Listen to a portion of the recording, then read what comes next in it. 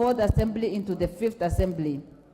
14, a resolution of the Assembly recommending the Council of Ministers and partner states to use local currencies in all transactions in the East African Community region to boost trade. 15, a resolution of the Assembly to support the East African Pamoja bid to host the 2027 African Cup of Nations in the East African Community region. 15, a resolution of the Assembly urging the Council of Ministers and the partner states to fast-track the implementation of the 2014 Malaba Declaration on Accelerated Agriculture Growth and Transformation for Shared Prosperity and Improved Livelihoods. And 19, a resolution of the Assembly condemning the attack of the Allied Democratic Forces ADF on Lumbiria Secondary School, Kasese District in the Republic of Uganda and in the town of Kasindi in North Kivu. 2, report of the National Constituency Development Fund, NGCDF, for the 4th quarter 2022-2023 financial year. Thank you, Mr. Speaker. Thank you, Majority Leader. Chairman, Departmental Committee on Health, Dr. Pukose. Thank you, Honorable Speaker. Honorable Speaker, I beg to lay the following paper on the table of the House today, Thursday, 3rd August 2023, report of the Departmental Committee on Health on its consideration of the Cancer Prevention and Control Amendment number 2 Bill, National Assembly Bill number 45 of 2022. Thank you, Honorable Speaker.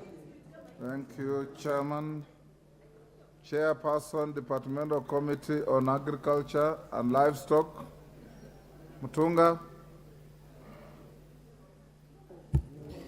Honorable Speaker, I beg to lay the following papers on the table of the House today, the Thursday, the 3rd of August 2023. 1, report on the Departmental Committee on Agriculture and Livestock on its consideration of the Food and Feed Safety Control Coordination Bill, National Assembly Bill number 21 of 2023. And 2, report of the Departmental Committee on Agriculture and Livestock on the attendance of the 171st session of the Food and Agricultural Organization, or FAO, Council held from 5th to 9th of December 2022 in Rome, Italy. Thank you, Honorable Speaker. Chairperson, Select Committee on National Government Constituencies Development Fund, Musa Sirma. Honorable Speaker, I beg to lay the following paper on the table of the House today, Thursday, the 3rd of August, 2023. Schedule of budget ceilings for constituencies for the financial year 2023-2024. I beg to lay. Thank you. Next order. Order number 6, notices of motion. Member for Kericho, Beatrice Kamei.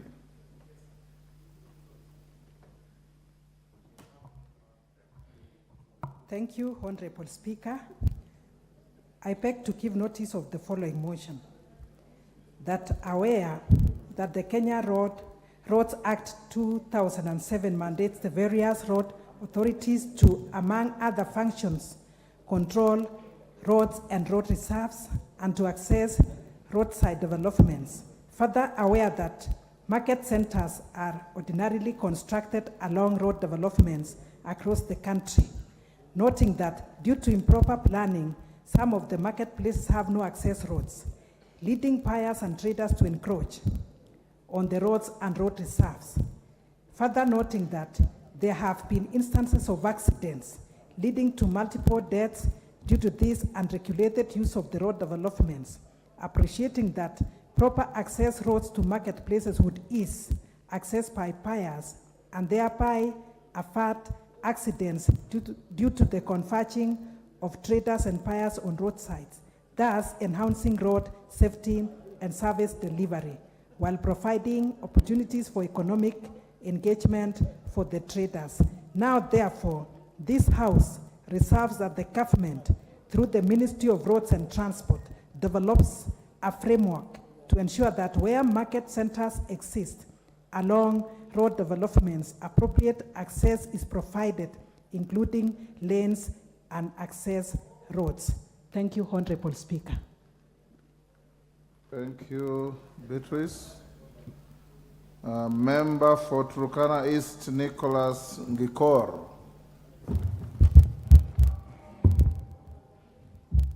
Thank you, Mr. Speaker. Mr. Speaker, I just want to standing order 33-1. I take leave for adjournment of this House for the purpose of discussing definite matters of urgency, national importance regarding insecurity in Turkana East constituency and the North Rift region at large. Honorable Speaker, there have been recent causes of insecurity in Turkana East constituency, which with raised witness from the neighboring community leading to loss of lives and livestock. On Tuesday, 27 July 2023, bandits attacked a village of Lokui in my constituency and killed 4 people, namely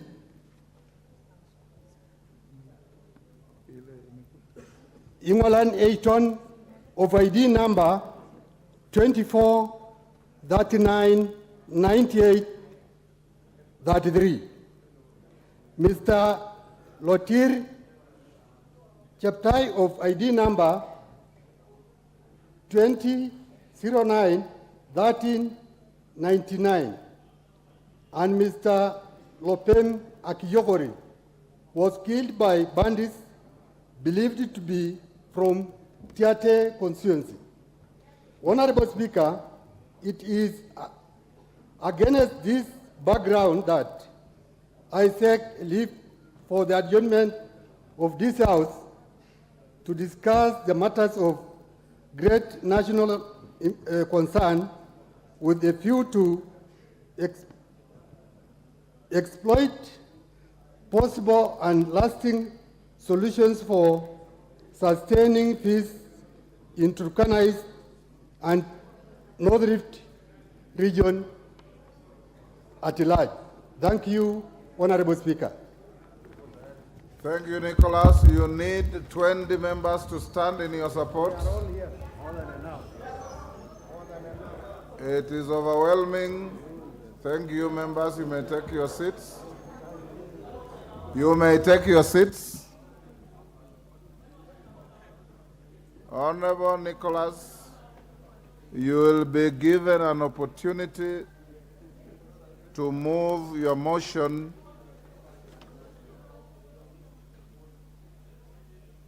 at 5:30.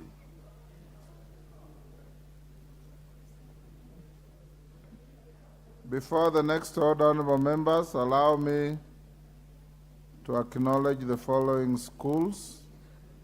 In the Speaker's Gallery, we have State House Girls High School, Dagoretti North, Nairobi. Githunguri Township Primary, Githunguri, Kiambu. Jamhuri Estate Primary School, Kibra, Nairobi.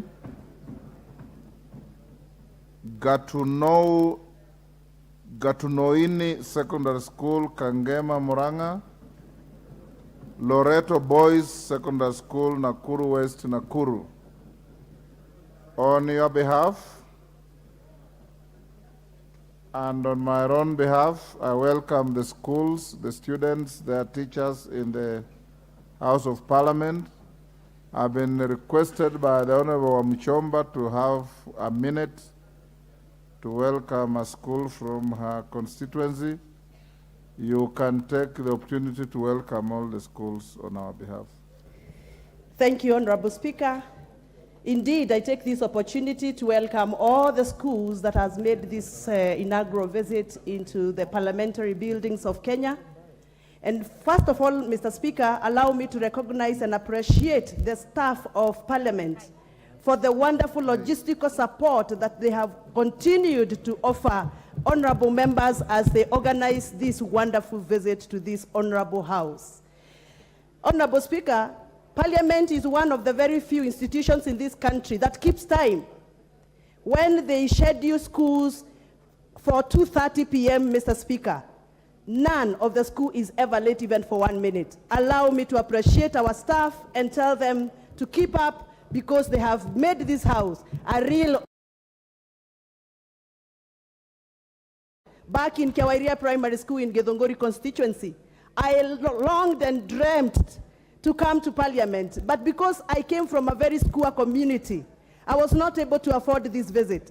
But because these ones have afforded and God has given them the opportunity to come and see what happens here, how I pray and wish that they shall grow to be strong students, great leaders of this country, and one day they also become members of Parliament amongst greater people of Kenya. Thank you and karibuni bunge. Mshomba was speaking for you, but I can see you also want to say something. Thank you, Mr. Speaker, and I appreciate as I welcome our girls from State House Girls, and I want to appreciate most of the members of Parliament. You have your girls here today. I can see Mheshimiwa Mukorino, you have the best among them. She's performing very well, and I wish Toto was in the house because we have a girl from Bomet also, and many others. And therefore, you can imagine that is a school that is carrying many, many girls from different counties in this country. But one thing I want to say to my girls is that we welcome you in Parliament. And the August House, where we normally say, for the welfare of society and the just government of the people. And today, as you sit there, I want to wish you well. And since you're doing history, I believe you've come to learn, but you look at how members also behave. And as you go, you will realize we are one team. And so when we talk outside there, now you're in the house where we show this is Kenya. We are one team, we work for Kenyans, we serve Kenyans, and we are there to serve diligently, and more importantly, service to the people. So I welcome you, my girls, and I want to wish you well. I want to thank my teachers, and James, who has really held the team. Karibuni sana, and we shall have tea. Yes, thank you, Mr. Speaker. Thank you, Beatrice. Next order.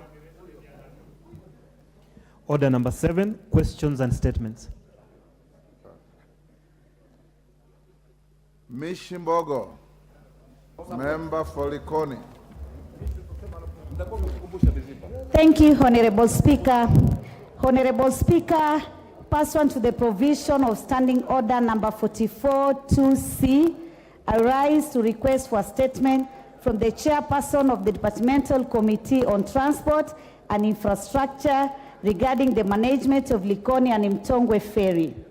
Honorable Speaker, the residents of Likoni have had 2 public pathways to Mombasa Island for the last many years, the Likoni and Mtongwe Ferry channels. The 2 channels ensure that over 300,000 commuters across Mombasa Island cross Mombasa Island and back to the south coast on a daily basis. They are therefore key infrastructure elements to the development of the economy of Mombasa as a regional economic hub. Honorable Speaker, sir, the Mtongwe Ferry Channel has not been operational for the last 9 months, making commuters use alternative routes that take long traveling hours to their respective places of work. While the Likoni Ferry Channels has in the last 3 months seen a serious upsurge in traffic and steeped, resulting to commuters with private vehicles having to wait for as long hours to cross the channel that otherwise takes only 9 to 15 minutes. Further, commuters who cross the channel on foot have to wait for longer hours and in the process creates traffic congestion in the channel, thereby causing insecurity to the residents. Honorable Speaker, it is with this background that I seek a statement from the Chairperson of Departmental Committee on Transport and Infrastructure on the following. 1, what immediate steps have been taken to address the challenges facing commuters using the channel? 2, when is the Mtongwe Ferry Channel expected back to operation to ease congestion at the Likoni Channel? I thank you, Honorable Speaker, sir. Order, honorable members. Chair, Committee on Transport and Infrastructure. Member Fondia, I think is the chair. Is he here? Is the vice chair here? Or any member of the committee? Clerk, you communicate for the chair to bring a statement to Honorable Mishi on the floor of the House in the next 2 weeks. Member for Keses, Julius Ruto. Thank you, Mr. Speaker, for according me this opportunity. I rise on the statement of the demise of the former Member of Parliament for Eldoret South constituency, Honorable Dr. Joseph Kiption Arap Misoi. Honorable Speaker, I rise pursuant to Standing Order number 259D, subsection 2A, to report the untimely passing on of former Member of Parliament for Eldoret South, the late Honorable Dr. Joseph Kiption Arap Misoi, on Friday, 28 July 2023. Honorable Speaker, the late Honorable Dr. Joseph Kiption Arap Misoi was born on 25th September 1943. He attended AIC Kapchemoyua Primary School for his CEE in 1952. He then proceeded to AIC Kaptumo for his KAPE, Kenya African Preliminary Exams, where he excelled and joined Government African School, now known as Kapsabet Boys, for his CSC, Cambridge School Certificate, between the years 1960 and 1963. The Honorable Misoi received a scholarship to attend Edvos Lawrence Scientific University for his undergraduate diploma and the University of Veterinary Science in Budapest for his doctorate between the years 1964 and 1970. Thereafter, he proceeded to Copenhagen, Denmark, to the Royal Agricultural and Veterinary College for his advanced postgraduate in food, microbiology, and hygiene, where he was awarded a fellowship of the FAO Veterinary Faculty of the Royal Veterinary and Agricultural History. Honorable Speaker, Honorable Misoi began his career as a senior veterinary officer at the Ministry of Agriculture and lecturer of veterinary public health at the Kenya Meat Commission. He later worked as senior food, agricultural standards and quality control officer. Honorable Misoi joined politics in 1988, following his election as Member of Parliament for then Eldoret South constituency. He served for 2 terms, including as an assistant minister at the Ministry of Agriculture and Livestock Development, and later under the office of the Vice President. Known to many as Bwana Majimbo, the late Honorable Misoi fought for multipartyism and was passionate agitator of the Majimboism, then now devolution or devolved government units. In recent years, he served as the Director of Election at the Orange Democratic Movement Party, that is ODM. He is survived by his spouse and 6 children. Honorable Speaker, on my own behalf and the people of Keses constituency, I wish to take this opportunity to condole with the family of the late Dr. Joseph Kiption Arap Misoi, his relatives and friends, and the people of Kenya at large. May his soul rest in eternal peace. Thank you, Honorable Speaker, and probably allow me to use this to ask the honorable members to stand with the family during this difficult moment and offer any support that they can in this honorable house, as he was a member of this honorable house. Thank you so much, Mr. Speaker. Honorable members, the Honorable Dr. Joseph Misoi was a very active member of this house. He served in the 6th and 7th parliaments. Yours truly here was privileged to be with him in the 7th parliament, and he was an extremely committed member of the House. On my behalf and on behalf of the whole House, we extend our condolences to the family, and in respect to the late Honorable Misoya and those who want to know how active he was, you may visit the library and look at Hansard debates.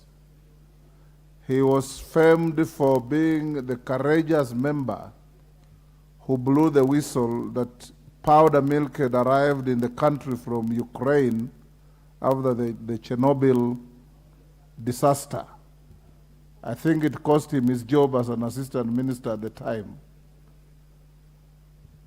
In respect of the late Honorable Misoi, I ask all members to be upstanding to observe a minute's silence. The students in the galleries, you may also stand.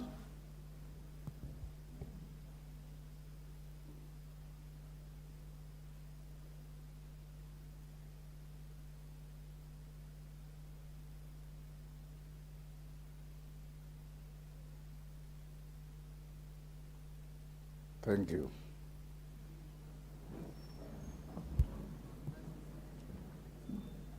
I'll give 2 or 3 members an opportunity to eulogize the late Misoi. I'll start with Musa Sirma. Remember, those of you who are members of the ODM party, he was your Secretary General and your Executive Director. Thank you, Mr. Speaker.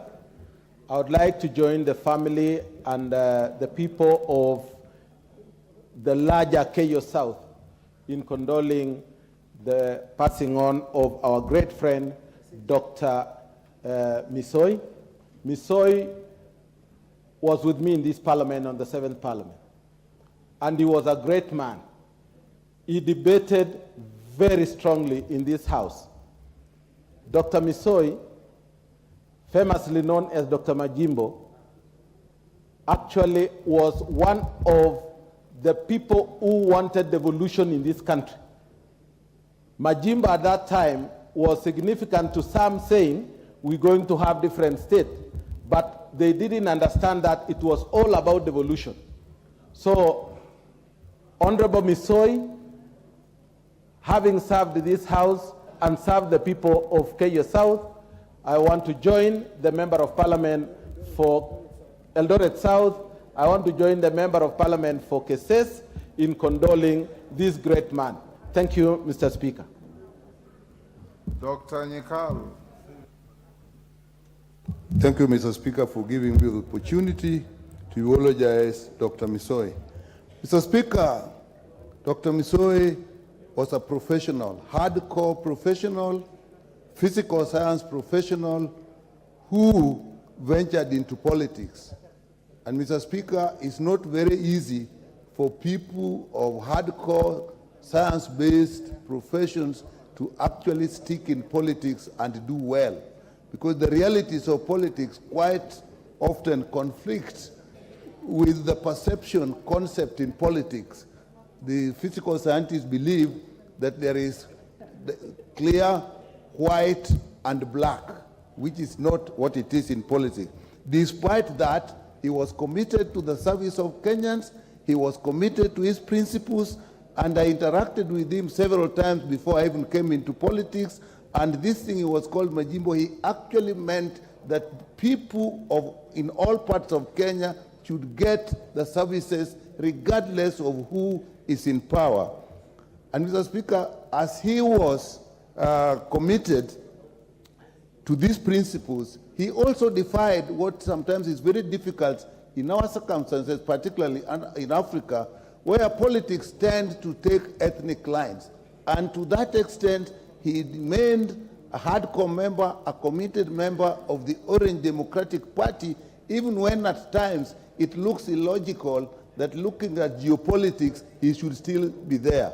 He stayed there, he was steadfast, he held the positions that he held until his demise. So, Mr. Speaker, this is not the usual ordinary politician, but a committed man who believed in this principle at any cost, sometimes even at expense to himself, as you have been told about the milk in Ukraine. I know with this background, that is something he could not accept, whatever the circumstances were. Therefore, Mr. Speaker, I take this opportunity to eulogize it on behalf of the people of Seme, and on my own behalf, we pass our greatest apologies, our heartfelt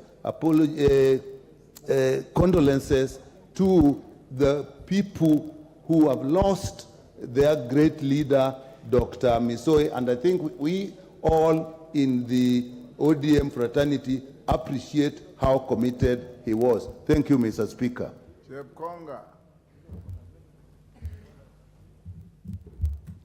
Thank you, Honorable Speaker. I would like to join the Member of Parliament for Keses in condoling the family for the very unfortunate loss of indeed a person that I would say was a great man. Dr. Misoi, Mr. Speaker, happened to be a neighbor of his in his constituency. Although I live in Ainabkwe, but I have also a property close to him. I have known him, Mr. Speaker, as a man who stands for what he thinks is right, and he doesn't leave. Whenever I meet him, he would tell me, you people, why don't you do politics in the right way? People who are not firm on something. And that is the reason why, when we left ODM in 2007, Mr. Speaker, after the elections, he continued to remain in ODM himself up to today. He never left. He's dead now. Yes, although he's dead.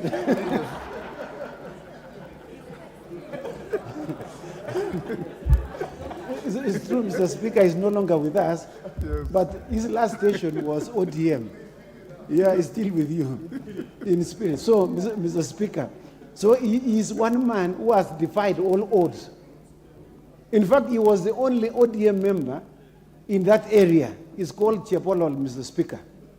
Everybody else inside there, in that village, is a UDM member.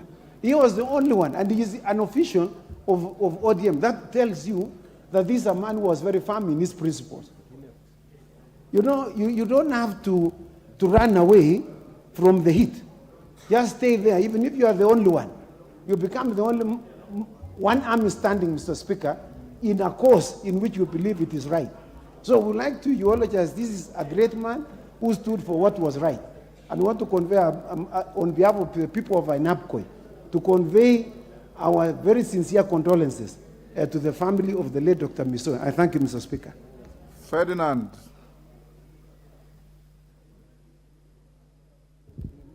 Thank you, Mr. Speaker, for giving me this chance to console with the member of Keses. And I can tell you this Mr. Majimbo was a very outspoken person. You could hear him on the KBC. This is when you have the Matakeo Kutaka Bunge. So they call it, and he was a very, very outspoken person. I knew him because at that time, the Speaker, I also wanted to become a member of Parliament. And actually, I went to his home, and I want just to tell you my brother here that even my son married in the Keses, and I knew this as a member of Parliament, former member of Parliament. And so I take this opportunity on the behalf of the people of Kwanza to say pole sana, and may God bless this peace. Thank you. Wangwe, you'll be the last. Okay. Thank you, Honorable Speaker. Honorable Speaker, on behalf of the great people of Nabaholo and the entire ODM fraternity, Honorable Speaker, where the late Dr. Misoi worked for, I wish to convey my sincere condolences to the entire community that he attended to while serving as a member of Parliament. Honorable Speaker, Swahili people say, ukiona vyaelea vyaundwa. When you see ODM today, it's because, Honorable Speaker, Dr. Misoi was, and he existed then as SG and later on served as Executive Director. Honorable Speaker, we enjoy what he served, what he did for us, and wish him well as he rests in his eternity. God rest his soul in eternity. Last Deputy Majority Leader, Owen Bayer. Thank you, Honorable Speaker.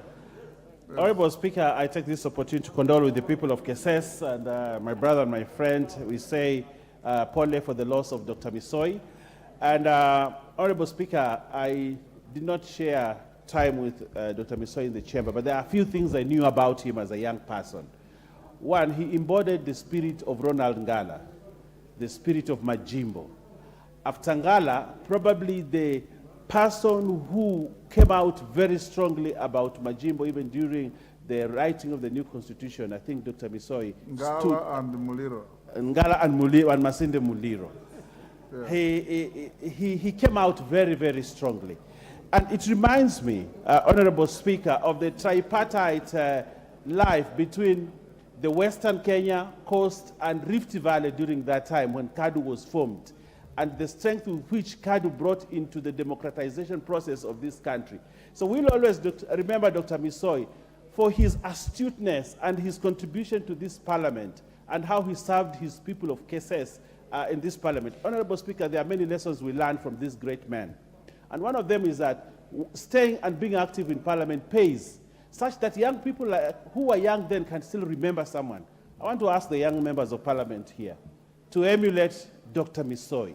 Stay in this house, contribute, make a contribution so that one day when we have to sign your book outside there, people can say things about you because you served this country, not in the streets, not anywhere else, but you made a contribution in this parliament. I thank you, and I pray that God rest his spirit in eternal peace. Thank you, Honorable Speaker. Okay, McLeod, I'll give you 2 minutes. Thank you, Mr. Speaker. I'm sure you I also want to join my colleague, Honorable Ruto from Keses, which was formerly Eldoret South, where the late Dr. Joseph Misoi was a member of parliament. Mr. Speaker, at my youthful age, as an admiring politician, I admired Joseph Misoi for principles. That is a person that believed in Kenya. Very few of us politicians today believe in personalities instead of believing in their country. Dr. Joseph Misoi, a veterinary doctor, is one astute, challenging politician who believed in Kenya and wanted devolution as a way of changing lives of the people of Kenya that live in far-flung areas or they have been marginalized by regimes and governments.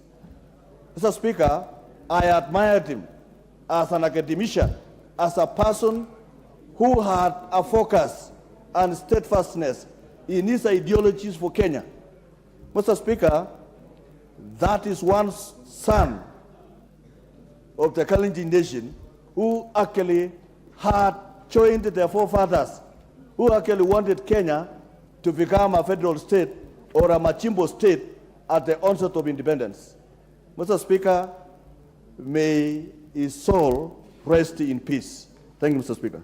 Indeed, may his soul rest in eternal peace. Thank you, honorable members. DK, you are locked out. We'll end there. Before the majority leader issues his usual Thursday statement, and Owen and your team, we're also expecting a statement on the issue raised yesterday by the young parliamentarian from Manyata and Wangari, who was not here. Yes, Osoro, you will hold your horses. Let me make a communication first back at order number 2. Honorable members, this is a communication regarding the annual general meeting of the Commonwealth Parliamentary Association, CPA Kenya branch. Take your seat. Take your seat.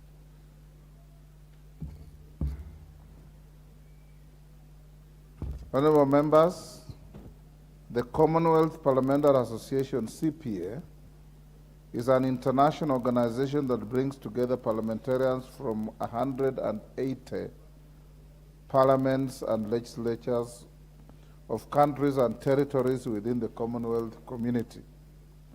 The association was established in 1911, making it one of the oldest and most significant parliamentary associations in the world. The CPA's main objectives are to promote parliamentary democracy, provide a platform for parliamentarians and parliamentary staff to exchange ideas and best practices, and foster cooperation among member countries.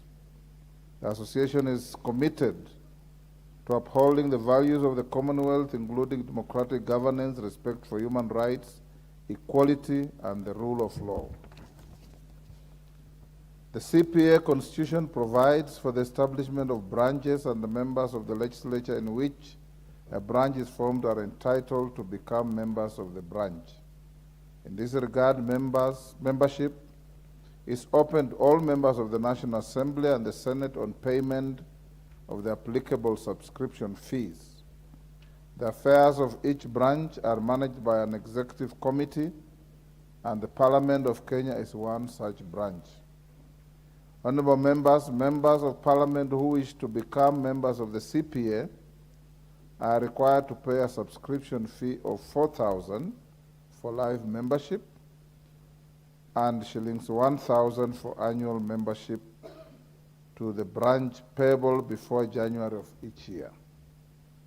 The fee is deducted from the members' emoluments upon acceptance by completing a membership form, which members may pick at the main reception and return the completed forms to the office of the Clerk of the National Assembly by or before 7 p.m. on Tuesday, 8th August 2023. Further, honorable members, in accordance with the rules of the CPA Kenya branch, the branch is required to hold the annual general meeting to, among other things, hold elections of members of the executive committee. For this purpose, the joint presidents, who are the two speakers of the Houses of Parliament, have convened a meeting on Thursday, 10th August 2023 at 10 a.m. in the National Assembly chamber. The elected members of the Executive Committee will have the responsibility of steering the branch towards achieving the objectives of the association. The Executive Committee members will be elected based on their expertise and dedication to the principles of the association. It is therefore essential to elect individuals who can represent the interests of Kenya and contribute meaningfully to the CPA's collective efforts in promoting democracy, good governance, and respect for human rights. Honorable members, the available slots are 12, to be shared on the ratio of 3 to 5 between the Senate and the National Assembly. In this regard, 5 members will be drawn from the Senate and 7 members will be drawn from the National Assembly. Interested members should be members of the association, and only duly registered members will be eligible to participate in the elections. Honorable members, I therefore take this opportunity to bring this matter to your attention and invite interested members to tender their applications for election to the Executive Committee through writing to the Office of the Clerk by or before Tuesday, 8th August 2023. I thank you. Honorable members, for those of you who probably haven't appreciated CPA, when we had our induction conference in Mombasa, you saw Mr. Twigg, the Secretary General of the CPA from the UK. He's the one who assembled the resource persons that we had from South Africa, from New Zealand, from Canada. Equally important, is important to acknowledge that our current representative in the International Exco is the Honorable Makali Mulu, who is finishing his term in the next international meeting in Ghana. Equally important, it's good to inform you that you are truly here was the first to serve in the international exco of the CPA. And since 1911, when the CPA was formed, it was during my time that we were able to get the first and only ever African Secretary General of the CPA, Dr. Ferdinand Shija, the late, from the Republic of Tanzania. And I was his campaign manager during the time he was elected.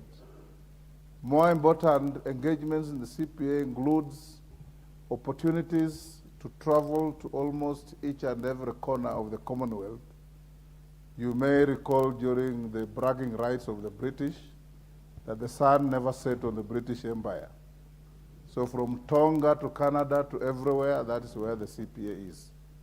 Those of you who want to be elected, register and campaign among your members because you are the electorate, so that you can be elected to the CPA Kenya branch executive. It is not shaped on any party lines, but your leaders can do horse trading if they wish, so that we get a real vibrant membership. Before the elections you are going to hold, I should inform the House that I had nominated the Honorable Beatrice Adagala and the Honorable John Paul to represent Kenya in the just concluded CPA conference in Cameroon in West Africa. So get ready for your elections next Thursday. They will be presided over by the two speakers of the National Assembly and the Senate. And may good members be elected who can represent us at the East African level, at the African level, and the international level. Thank you.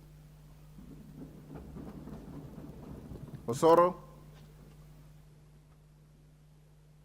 Thank you, Honorable Speaker. Honorable Speaker, pursuant to the provisions of Standing Order number 44-2C, I rise to request a statement from the Chairperson, Departmental Committee on Finance and National Planning on the effect of stay of application of EAC set rates on revenue collection for 2022-2023. Honorable Speaker, the Deputy Commissioner in charge of Risk Management Division, Customs and Border Control directed a stay of application of the EAC set rules and rates that are applied on minimum yields for the containerized cargo covered by the fourth band of the 2022 EAC set via the memo dated 27th July 2022. Honorable Speaker, tariffs are controlled by the EAC Council of Ministers. The Deputy Commissioner, alongside one other officer, wrote a memo asking their staff members to stay application, which in turn had an effect on the year's revenue target. Further, the same officials extended the stay through a letter dated 7th September 2022. Honorable Speaker, it is with this background that I seek a statement from the Chairperson of the Departmental Committee on Finance and National Planning on the following. One, could the Chairman, could the committee provide an explanation on whether the Deputy Commissioner or any other Revenue Authority staff member have the power to direct for the stay of EAC set rates as presented under the legal notice number EAC 117-2022 and legal notice number EAC 118-2022. Is in this directive an economic crime owing to its loss effects on the country's revenue target? Two, could the Chairperson state from when did the legal notice number EAC 117-2022 and legal notice number EAC 118-2022 take effect? Could the Chairperson provide details on the amount of revenue that this country lost due to the stay as per the memos? And finally, Honorable Speaker, who should be held responsible for the said economic crime, if any? I thank you, Honorable Speaker. Thank you, Honorable Soro. Where is the Chairman of the Finance Committee or members? Benja? Tell your Chairman, you are the Vice Chair. Bring the statement in 2 weeks. Okay. Thank you, Speaker. We will undertake the exercise and report to the House in 2 weeks. Majority Leader, your Thursday statement. Thank you, Honorable Speaker. Honorable Speaker, I am holding brief for the Majority Leader today, and pursuant to the provisions of Standing Order number 44, 2A, I rise to give the following statement on behalf of the House Business Committee, which met on Tuesday, 1st August 2023, to prioritize business for consideration during the week. Honorable Speaker, as members are aware, this week, the House concluded various business, including the second reading of Penal Code Amendment Bill of 2022, and debate on the report on the United Nations Convention Against Corruption and Global Parliamentarians Against Corruption meeting, and the report of the Committee on Regional Integration on a visit to semi-autonomous institutions of the East African Community. The House also commenced debate on members' motions and other committees' business. Honorable Speaker, members will note that following a request by the Departmental Committee on Justice and Legal Affairs on Wednesday, 2nd August 2023, the consideration of the Conflict of Interest Bill 2023 has been extended by 30 days to allow for the in-depth consultations and stakeholders' engagements. The House will also recall that the communication issued yesterday regarding the prioritization of legislation or legislative proposals and bills before the committee, I wish to reiterate on behalf of the House Business Committee that committees are expected to fully adhere to the timelines provided for in the standing orders, and as communicated, should it be noted that a committee has inordinately delayed undertaking pre-publication scrutiny of legislative proposals before it, the consideration of the committal of those legislative proposals or bills will be done without recourse to the specific committees. I therefore urge committees to expedite and finalize their reports on bills, treaties, and inquiries for consideration by the House. Honorable Speaker, with regards to the business for Tuesday next week, the House is expected to continue the second reading of the Food and Feed Safety Coordination Bill 2023 and the Statute Law Miscellaneous Amendment Bill 2022, should they not be concluded today. Additionally, debate will also be undertaken on the following motions, should they not be concluded today. Number one, inquiry into the maize flour subsidy program for the financial year 2022-2023, consideration of reports of the Auditor General on the financial statement for various funds, consideration of the report of the Auditor General on the financial statements of the state corporations, and that is regulatory and governance agencies. 4, consideration of the excise duty regulations 2023 amendment. 5, consideration of the excise duty, the excisable goods management system amendment regulations 2023, and finally 6, the report of the Kenyan delegation to the 146th Assembly of the Interparliamentary Union and related meetings.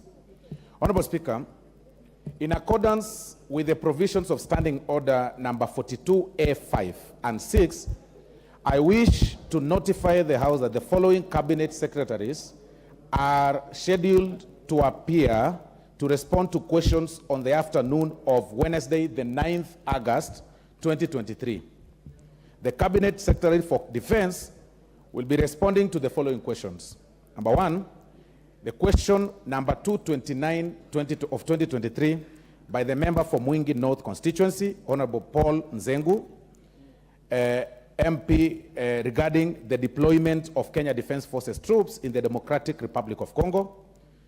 Question number 230 of 2023 by the member for Kasheliba, Honorable Titus Lote, MP, regarding alleged malpractices during the KDF recruitment exercise. 3, question number 311 of 2023 by the nominated member, Honorable Ali Abdisirat, regarding the death of Miss Naima Abbas, a minor, and Miss Elmia Abbas in the Div area of Wajir County. Question number 4, it's question number 312 of 2023 by the member for Moyale constituency, Honorable Professor Guyo Jaldesa, regarding the settlement of the Kenya Defense Forces in Odha Camp, Moyale constituency. Question number 5 will be the question number 313 of 2023 by the member for Muiben constituency, the Honorable Phyllis Barto, regarding the compensation of Corporal Jackson Kimeli Cheriot on ex-service member, an ex-service member. And final question, the Cabinet Secretary for Defense will be answering is question number 314 of 2023 by the member for Suna East, Suna West constituency, the Honorable Peter Masara, regarding the discharge and compensation of Mr. Churchill Odhiambo Osano of service number 7771. The other Cabinet Secretary that will be answering question is the Cabinet Secretary for Investment, Trade and Industry to respond to the following questions. Question number 110 of 2023 by the member for Sirisia constituency, Honorable John Waluke, MP, regarding the impact of excise duty imposed on manufacturers in the beverage industry. Question number 140 of 2023 by the member for Konoin constituency, Honorable Brighton Yegon, regarding the importation of fully finished foreign product edible oils into the country. There's also question number 141, Honorable Speaker, of 2023 by the member for Madare constituency, Honorable Anthony Oluoch, regarding the reinstatement of Mr. Ezekiel Owuor Otieno as the substantive CEO of the Export Processing Zone, that is the EPZ. There's also, Honorable Speaker, there's also a question number 142 by the member for Kabete constituency, the Honorable Gedua Wamashukuru, regarding the sale of the Gashiko liquor popularly sold in Kiambu County. And there is also the question by Honorable Peter Masala, that is question number 330 of 2023, that regards the foreign assignments undertaken by the Cabinet Secretary and the expenditure of the delegation. The final question that will be answered by the Cabinet Secretary for Investment and Trade and Industry will be question number 331 by Keses Member of Parliament, CPA, the Honorable CPA Julius Ruto, regarding the key players of the second-hand clothing, commonly known as mitumba, and the mixed assorted goods business across the country. Honorable Speaker, the House Business Committee will reconvene again on Tuesday, the 8th of August 2023 to schedule the business for the rest of the week. I now wish to lay this statement on the table of the House this afternoon. I thank you, Honorable Speaker. Thank you. Thank you, Honorable Soro.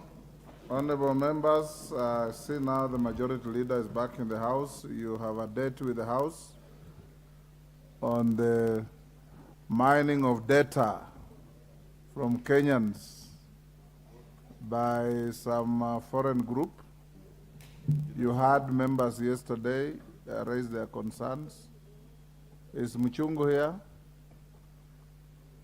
Honorable Mukunji, sorry.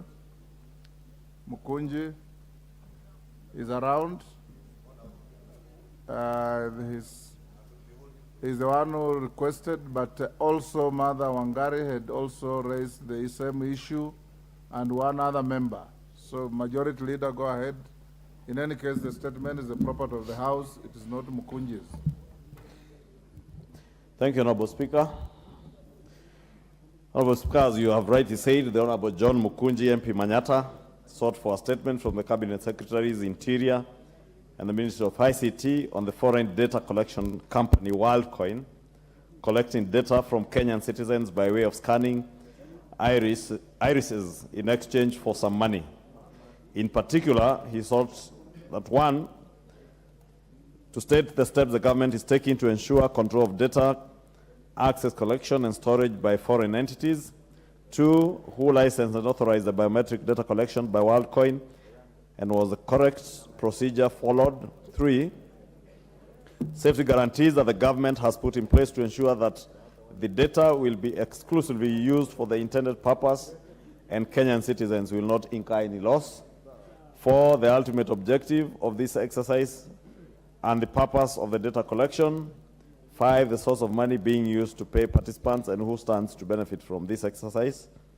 6, precautionary steps taken by government on the already mined data. We state as follows, that is the 2 cabinet secretaries. 1, an entity calling itself WorldCoin was reported to be harvesting eyeball/iris data from Kenyans for 3 days until yesterday in exchange for cryptocurrency tokens worth approximately Kenya shilling 7,000 on condition that the beneficiaries allowed the scanning of their eyeballs or iris. The aforesaid entity is not registered as a legal entity in Kenya. Preliminary investigations reveal that the entity has hired a company in Kenya called Sense Marketing to do the data capture for them in the country. 4, the local representatives of WorldCoin are 1, a Mr. Emmanuel Otieno, who is described to be in charge of operations, and 2, a Ms. Rael Mwende, who is described as a country manager. Both persons are being interrogated by the Directorate of Criminal Investigations, DCI, since yesterday, Wednesday, August 2nd, 2023. Among the foreign nationals associated with WorldCoin are a Mr. Poiter Piwowozik, who is on record to have entered Kenya on several occasions, the last one being in June 2023,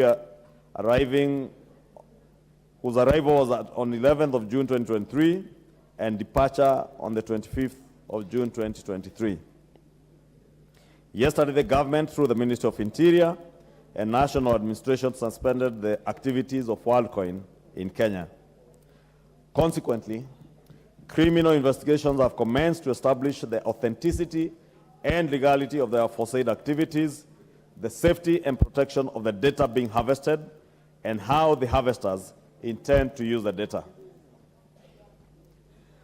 9, further, it will be critical that assurances of public safety and the integrity of the financial transactions involving such a large number of citizens be satisfactorily provided upfront.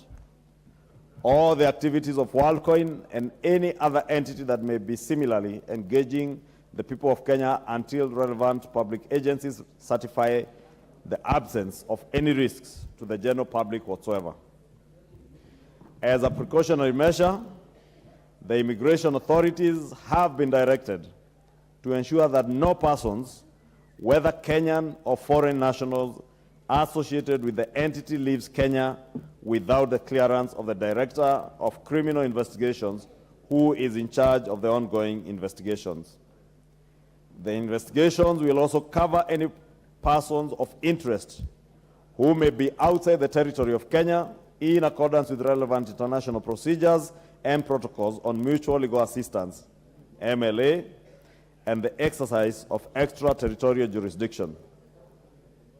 Earlier, the Office of the Data Protection Commissioner learned that the company had set up booths across the country to scan the iris of interested Kenyans on the 19th of April 2022. This was in anticipation of the launch of their cryptocurrency, which happened last week. The Office of the Data Protection Commissioner commenced its assessment of the organization in May of 2022. In the course of its assessments, the office initially suspended the operations of WorldCoin in May 2022 for a period of 60 days to ascertain the lawful basis and safeguards adopted by WorldCoin. Subsequently, the Office of the Data Protection Commissioner conducted a spot check on the 25th May 2023. The office again raised concerns with the processing activities of the entity and wrote to the entity on the 30th of May 2023 and directed immediate cessation of processing on sensitive personal data, namely iris and facial data of data subjects.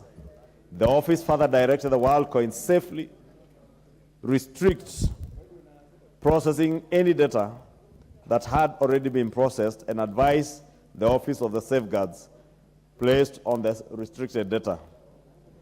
Mr. Speaker, sir, The government registered WorldCoin as a data controller pursuant to the Data Protection Act of 2019 and the Data Protection Registration of Data Controllers and Data Processors Regulation of 2021, registration regulations, which require as one compliance obligation that entities processing data should be registered with the office. Such registration is done by applying through the ODPC registration portal. An application for a certificate of registration only signifies that the entity has complied with Section 18 and Section 19 of the Act and does not endorse an entity's compliance with the Data Protection Act or its subsidiary regulations, nor is it a valid license for any organization to operate in Kenya or authorize operations of an entity. The certificate signifies that an entity is known to the Office of the Data Protection Commissioner, that it processes personal data of persons located in Kenya. Further, it does not amount to certification of the processing activities of an entity or serve as an endorsement from the office of an entity's compliance with other provisions of the Act or any other laws. A registration certificate was issued to WorldCoin on the 18th April 2023, following the receipt of the requisite documentation pursuant to the Data Protection Registration Regulations. Mr. Speaker, sir, the government has commenced investigations to ensure that WorldCoin complies with the data collection, storage, and sharing principles. Immediate mitigation steps being undertaken are constitution of a multi-agency team comprising of security, financial services, and data protection agencies have commenced inquiries and investigations to establish the legality of the activities of WorldCoin, the safety and the protection of data collected with the aim to safeguard personal data and mitigate against any adverse practices. The government is not aware of any prior public participation exercise by the crypto firm. This is the reason the government issued cautionary statements by the Office of Data Protection Commissioner on the 28th of July 2023, advising the public to be vigilant when engaging with WorldCoin, and in particular when providing sensitive personal data. Further, the Communications Authority and the Office of Data Protection Commissioner issued a joint statement on the 2nd of August 2023, raising concerns on the operations of WorldCoin as they relate to cybersecurity, data protection, and consumer protection. The government is not aware of the source of funds. Part of the multi-agency team mandate will be to investigate the source of the money being issued to the participants and the beneficiaries of this activity. Honorable Speaker, the government has expressly directed WorldCoin to cease the collection of personal data and restrict the further processing of any data that has already been collected for persons located in Kenya.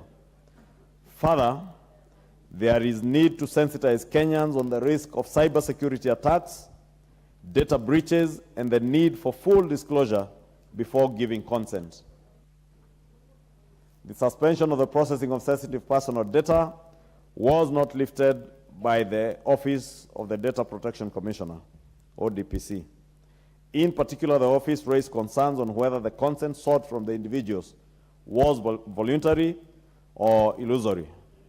In this regard, the office noted that persons are requested to give consent and a monetary incentive provided for the exchange of sensitive personal data. This is a preliminary statement, Honorable Speaker, on a matter that is under active multiple investigations. Should the National Assembly require any further information or clarifications, we remain available to attend a request for a further statement or even in-person appearance, as may be directed by yourself, Honorable Speaker. Thank you, Honorable Speaker. Signed by the Honorable Kithure Kindiki, Cabinet Secretary for Ministry of Interior, National Coordination, National Administration, and C.S. Eliud Owalo, Cabinet Secretary, Ministry of Information, Communications, and Digital Economy. Thank you, Honorable Speaker. Martha Wangari. Thank you, Mr. Speaker, and for also giving this very important issue the priority that it deserved. And Mr. Speaker, this issue has come up as an issue of national security. And I think what I would want to ask the Leader of Majority is that when you say consent, a person who is jobless, the lines that we saw around KICC, Mr. Speaker, that is not possible and is not applicable. And my questions to the Majority Leader, number one, the founder of WorldCoin is one US tech entrepreneur called Sam Altman.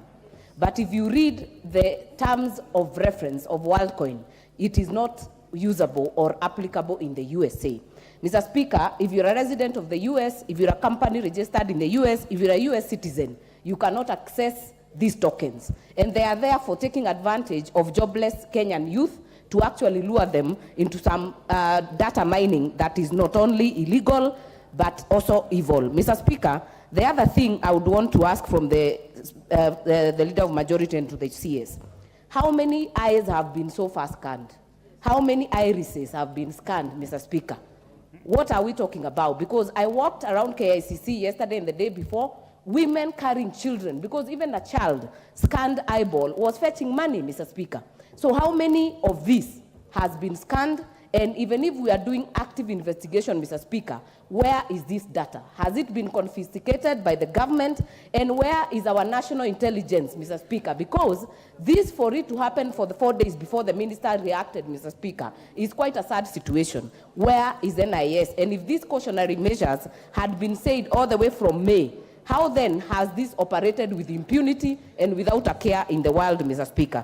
And Mr. Speaker, this data needs to actually be produced and made sure that it does not leave the country, so that we can not only protect our citizens, Mr. Speaker, but as a government, ensure that their safety is guaranteed. And it is not for ministers to issue cautionary statements, Mr. Speaker. It is the role of government to protect their citizenry. So, Mr. Speaker, in this, I would expect actually clear guidance and clear answers from the minister and from the Leader of Majority. Thank you, Mr. Speaker. Majority Leader, note that. Mukunji.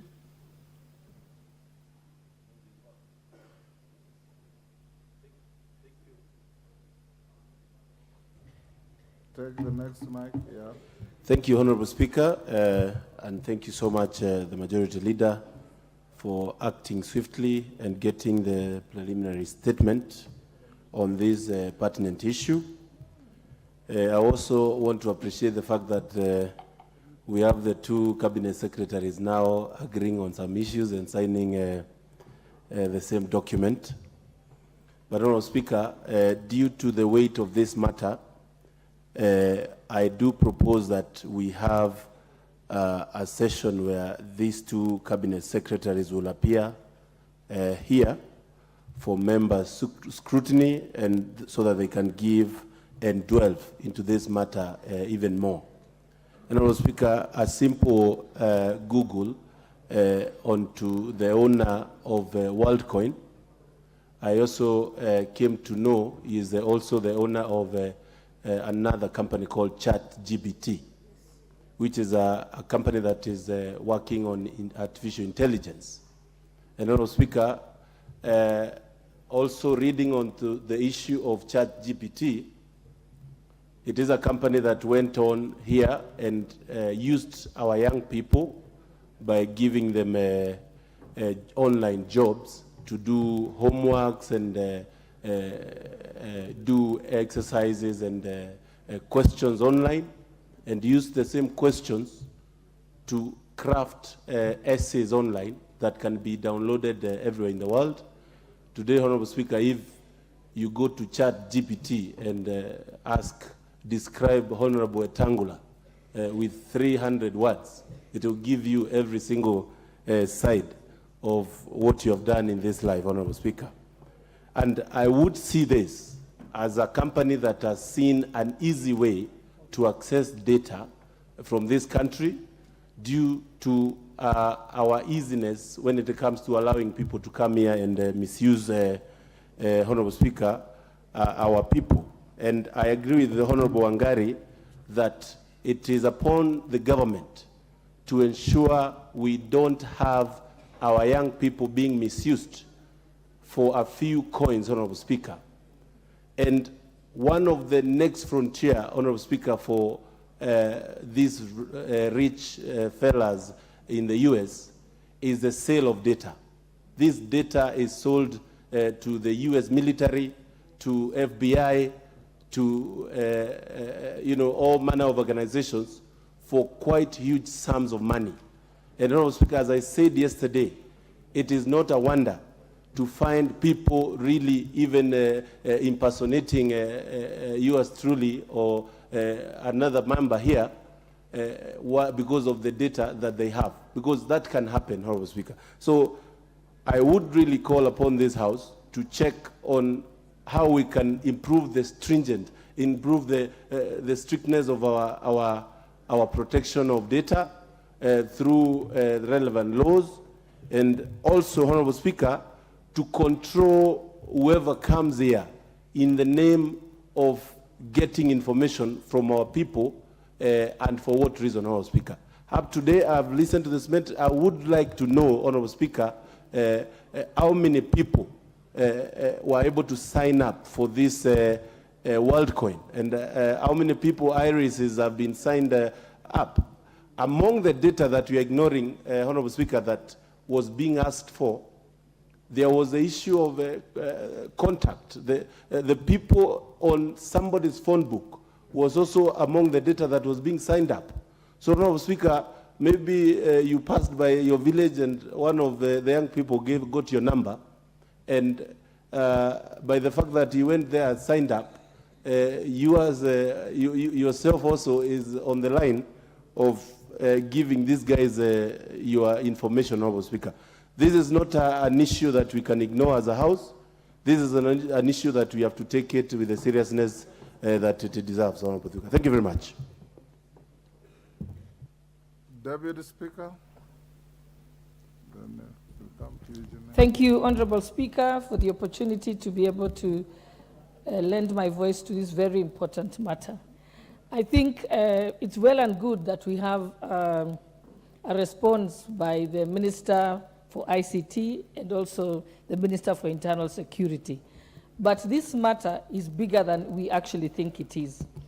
This is a national security matter. Because if an organization has the data of your citizens, one day you might have to buy it from them, because they'll have more information about our citizens and have better sensors than we even have ourselves. This is also an issue that touches on the Central Bank of Kenya. Central Bank of Kenya has never pronounced itself on cryptocurrency and bitcoins and all that. Central Bank of Kenya also needs to get involved. The Communications Authority must also look at this issue. I also call upon the customs officials, because when any equipment comes into the country, they usually will charge tax on it. What was that equipment logged in as, and why were they coming into the country? Because I even know recently when I had a medical camp in Uasin Gishu County, the medical equipment that was brought in had to be cleared at customs, and you must declare the purpose for which you're bringing the equipment into the country. So how did this pass through our airports? And if we recall as Kenyans, the reason why Kenyans went to court on the issue of Huduma number, it was because of harvesting people's data without any clear methodology or understanding on the way that that data will be protected. So this is not just about the data commissioner, it's about the various aspects, the various institutions within our country. And I think it is our responsibility as Parliament to make sure that we set regulations. I did some research today and discovered that UNESCO has pronounced itself on this matter, and so has the European Union, and they are in the process of setting up guidelines. Namibia has a bill that is currently, that has been passed that in their parliament. Either it's coming into force soon or it's in the process of coming into force. Again, we must take the lead as Parliament and have that legislation so that we set guidelines, because artificial intelligence is here with us and it's not going to leave. In fact, if we just say we are getting rid of WorldCoin, and even if we deport them out of Kenya, remember they can still reach individuals in Kenya through Facebook, through Twitter, and so on. And remember, many of you parliamentarians here have you open your phone using facial recognition. That's already the same concept. So they can still recruit our young people in Kenya using those other social media channels. Hence the reason why it's important that we must have legislation to be able to deal with it. By the time already we've just discovered that they're here because they were at KICC. But remember, I'm told they have more than 20 centers around the country. And they have been undertaking work with various institutions in Kenya. I checked their website earlier. And on their website, some of the people who are supporting them is Africa AI, Bowman's, which is one of the biggest law firms in Kenya, Strathmore University, Nairobi County. All these are already their partners here in Kenya. So they could have harvested much more data than we know about. What we saw was public, and all that is available on their website. So I call upon Honorable Speaker that members of Parliament will, I will personally be looking at the Namibia legislation and see how we can bring legislation to deal with this. Thank you, Honorable Speaker. To Mohammed. Thank you, Mr. Speaker. Mr. Speaker, I listened very keenly to the statement by the majority leader. Mr. Speaker, the statement is not carrying detailed information about this issue. Even though he has said it's just a preliminary statement, I think the House deserves more detailed information than this, because this affects the life of Kenyans.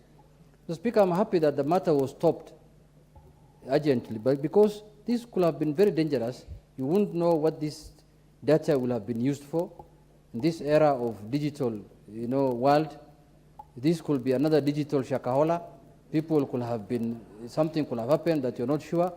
But Mr. Speaker, the biggest problem also I'm seeing here is a problem that us Africans have. We don't take responsibility. Somebody has slept on the job here.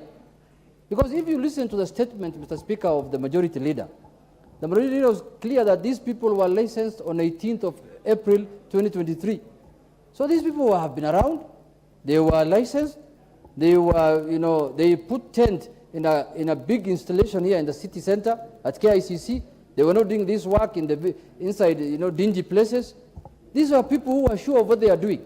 It looks like they had all backings that they need to do their work in a daylight at KICC.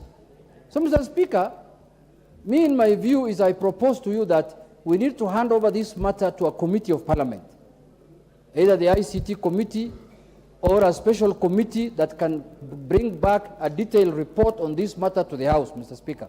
Because the world is moving to AI, to artificial intelligence. There are a lot of things happening in the world, Mr. Speaker.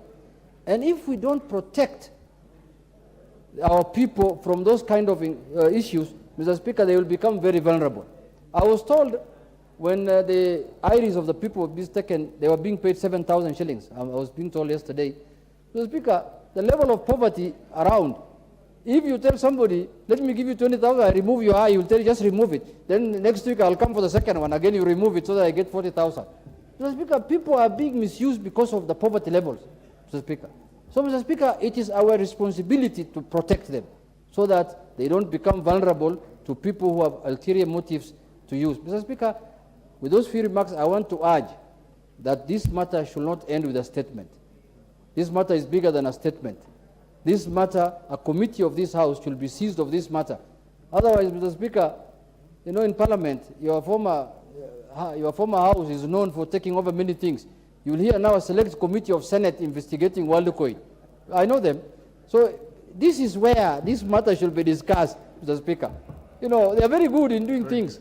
So, Mr. Speaker, let us look into this matter deeply so that we get to know what is inside this matter properly. Thank you, Mr. Speaker. David Ocheng. Thank you so much, Mr. Speaker. Mr. Speaker, I just want to pick from where Honorable Kenyatta has left.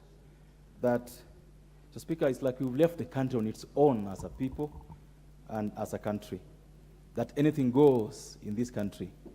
Anybody can walk from anywhere here into this country, do anything, and leave. The Atur brothers comes back to mind. Mr. Speaker, in the last 10 years, this country has been treated to so many weird things that the time we are told that the IBC servers are based somewhere in France and they are mixed with some documents, so we can't access them. Mr. Speaker, last week we were told that e-citizen, which hosts government servers and documents, is actually banned by a private entity, Mr. Speaker. Mr. Speaker, we've had the minister concerned with Interior visiting Shakahola in the last 3 months, almost every week, because of lapse in security. That things happen in this country on the nose of our security agents, and they just let them pass. Mr. Speaker, the queues at KICC didn't happen only yesterday. They've been there for 4 days in a row. You would ask what's happening there, no one would tell you what's happening there, Mr. Speaker. Mr. Speaker, we as a House has a duty to protect our citizens. And that's why we must, Mr. Speaker, demand from the ministers concerned. Because even as this happened, there was information that was conflicting. One minister says, this is illegal, this is okay. Another one says, no, this is not okay. Mr. Speaker, we demand to know from the persons concerned that, one, how many people who are Kenyans have so far been scanned. Mr. Speaker, in Indonesia, an issue arose about WorldCoin. And you know, what was said was that, one, they lie to you about getting your consent. Two, they lie to you about how much information they want to get from you. Number three, the Speaker, they basically steal the consent because, like it's been said today, a person who is hungry, a person who doesn't know what's happening in the world, a person whose only interest tomorrow is to get a packet of unga, is being told that you put your eyes here and you 7,000 shillings comes, Mr. Speaker. Where is our security agents? Where is the NIS? Where is the CID, Mr. Speaker? Before these kind of things happen, because as parliamentarians, we are not investigators. We don't investigate. We have set up institutions that are supposed to do this, Mr. Speaker, and therefore, I agree with those who are calling for, Mr. Speaker, a holistic review of what has happened so far, because I believe that even the Office of the Data Protection Commissioner, Mr. Speaker, is complicit on this. So many guys are involved. The company registration offices, the Ministry of ICT, the Ministry of Interior, the persons involved in protecting our information, Speaker, must be questioned, Mr. Speaker. Mr. Speaker, as I end, I want to know from the two ministers, what remedial measures have they taken so far since this was discovered? Apart from stopping this from happening, have they confiscated their machines? Have they closed their offices? What have they done to ensure that, to assure members of this country that information they gave will not be used in a wrong manner? But, Mr. Speaker, finally, the ministers concerned, could they wake up and man up and run the ministries in the right way? Thank you. Chematia. Thank you so much, Mr. Speaker. I want to also take this opportunity to add my voice on this matter of WorldCoin. Mr. Speaker, the world today is technology and forever. First thing, we as a house, we need to realize that we might not be in a position to run away from technology. But again, I also want to concur with what Honorable Ochieng has said, that this country is experiencing very unfortunate situations. Apart from the shakaholas we hear every day, apart from problems that people go through, you cannot imagine at 20 minutes that WorldCoin has been in this country for the last several months. They have been collecting this information of people, and it has not been reported. I still want to ask, what happened with NIS, which actually is fettered with a lot of public coffers? It is one of the departments that gets almost anything they want. Unfortunately, Mr. Speaker, today, we don't know exactly what the information that they have collected through HIRIS biometric is going to be used, and how many so far, whether we are able to recollect back, or whether you are going to confiscate even as you do your investigations, and who is using it, and for what purposes. I know if you keenly look at what this tech company does, is they do a lot of research. And Mr. Speaker, you might be walking around this world, and one day you are being picked in some corridors or in some airports, and you are being questioned or being arrested because your HIRIS or your HIRIS was picked and was used to mismatch on some other things. And this is an opportunity for this parliament to take up the challenge, call the minister specifically for interior and the Department of National Security Intelligence. It is very unfortunate that we are here watching people queuing for several days and no one could put a queue onto why and why are people these people are doing it. They were actually bragging all over Facebook that we are here and we are collecting this information, and it is unfortunate that the people who are giving this information and their hires were young people, and they want to say they are poor people, but they are not poor people. These are people who probably they are just curious, but that curiosity could probably land them into a bigger problem in the future. As I say, as Honorable Mother also put it across, that the owner of WorldCoin is also the owner of ChatGPT. ChatGPT is a very complex thing. You can imagine when you ask for an information and someone knows a lot of things about you, you'll also want to understand how they collected that information. As much as we are encouraging technology, these are some of the things that you are in fact, the departments of interior must use a lot of resources to be able to understand what is happening in the world of tech. Mr. Speaker, I want to call upon the government of Kenya to take up this challenge and take possible ways to arrest the information that have been taken and give Kenya some very good information about this thing. Thank you, Mr. Speaker. Thank you. I think we'll end there. Yes, Bensouda, 2 minutes. Thank you so much, Honorable Speaker. As a member of Communication, Information, I would like to, ICT that is, I would like to add my voice onto the WorldCoin issue. One, because much has been contributed towards this, in my opinion, I would like to advise that not only this House should call upon the Minister for Interior to come upon and explain, but we are talking about issues of data. I would also want to voice up that the two ministers, even the Minister for CII, should be called upon this House so that we can be explained for the security issues behind data which has been collected and how that is going to be managed. Secondly, Honorable Speaker, when I looked into the kind of the age that were queuing in line at KICC, most of them were youthful age. And even the way they dressed up, it meant that most of them even are youths who are even idle. When you looked at their code of dressing, you looked at their hair, there was a big problem. Number three, Honorable Speaker, when I had the contribution of the Deputy Speaker, I want to support that the targeted areas, in my opinion, was also youths, because Strathmore is an institution which most of our youths in this country are learning. When we talk about Nairobi County, the same. So even the person who is behind the WorldCoin, this is not somebody who shall not just park and go home. Questions and gaps are there. Why were they queuing? Who allowed them to occupy KICC, which is a serious government institution? I think we are threatened as a country, and so I agree with the President's information yesterday that some of our officers are very incompetent to an extent that he knows much of the things which happens in various ministries and others do not know. We are sleeping in our jobs. I fully support the President on this, and I want him to cascade seriously on the Interior Minister and the Minister for CII. Thank you, Honorable Speaker.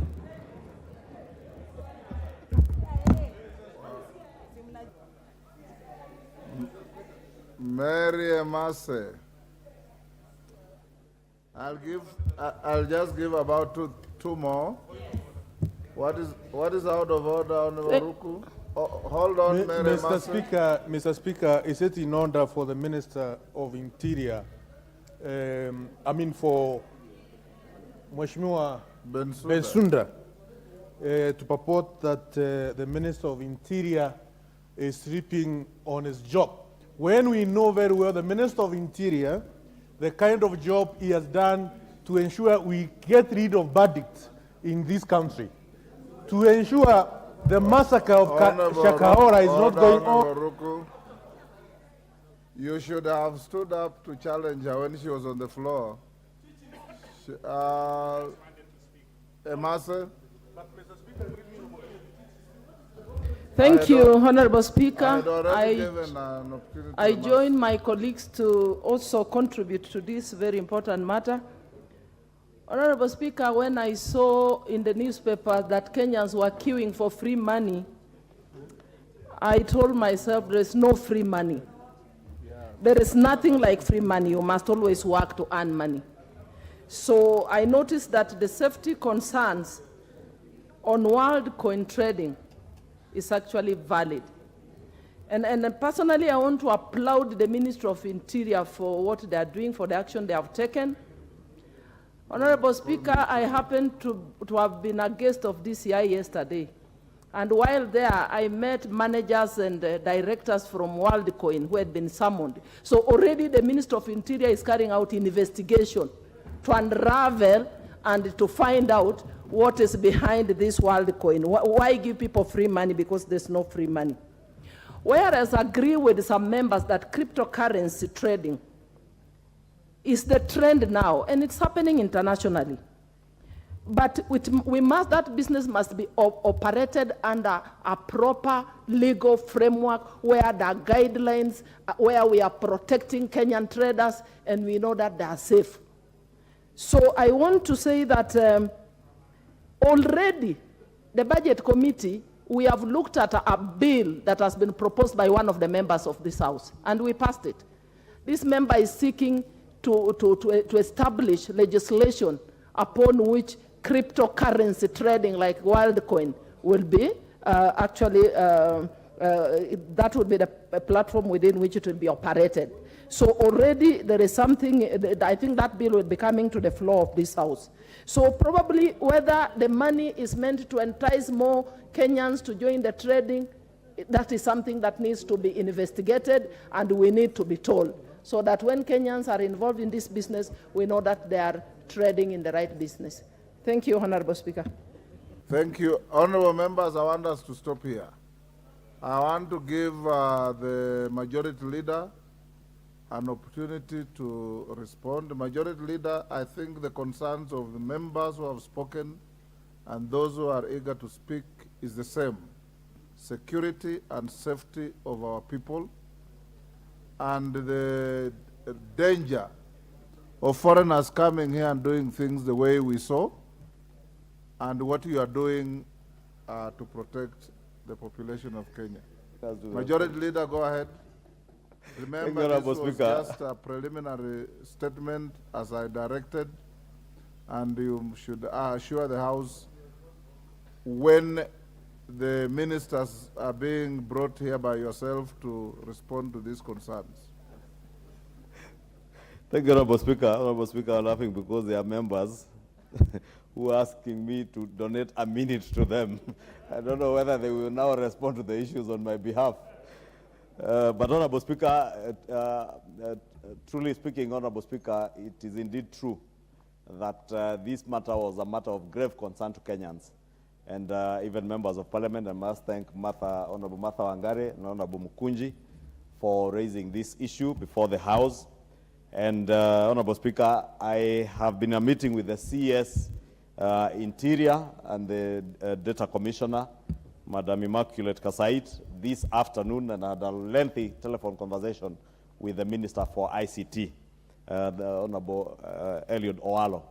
And just to assure the House and the country that, one, this matter is now a matter that is under active investigation, and by a multi-agency team that encompasses the Ministry of Interior, ICT, investigative agencies, and even the financial agencies, financial reporting agencies, to make sure that they are able to establish, one, as Honorable Martha Wangari was asking, how many people in this country. I did see in the news yesterday being reported that this company has collected data from the people's eyes from about 2 million people globally.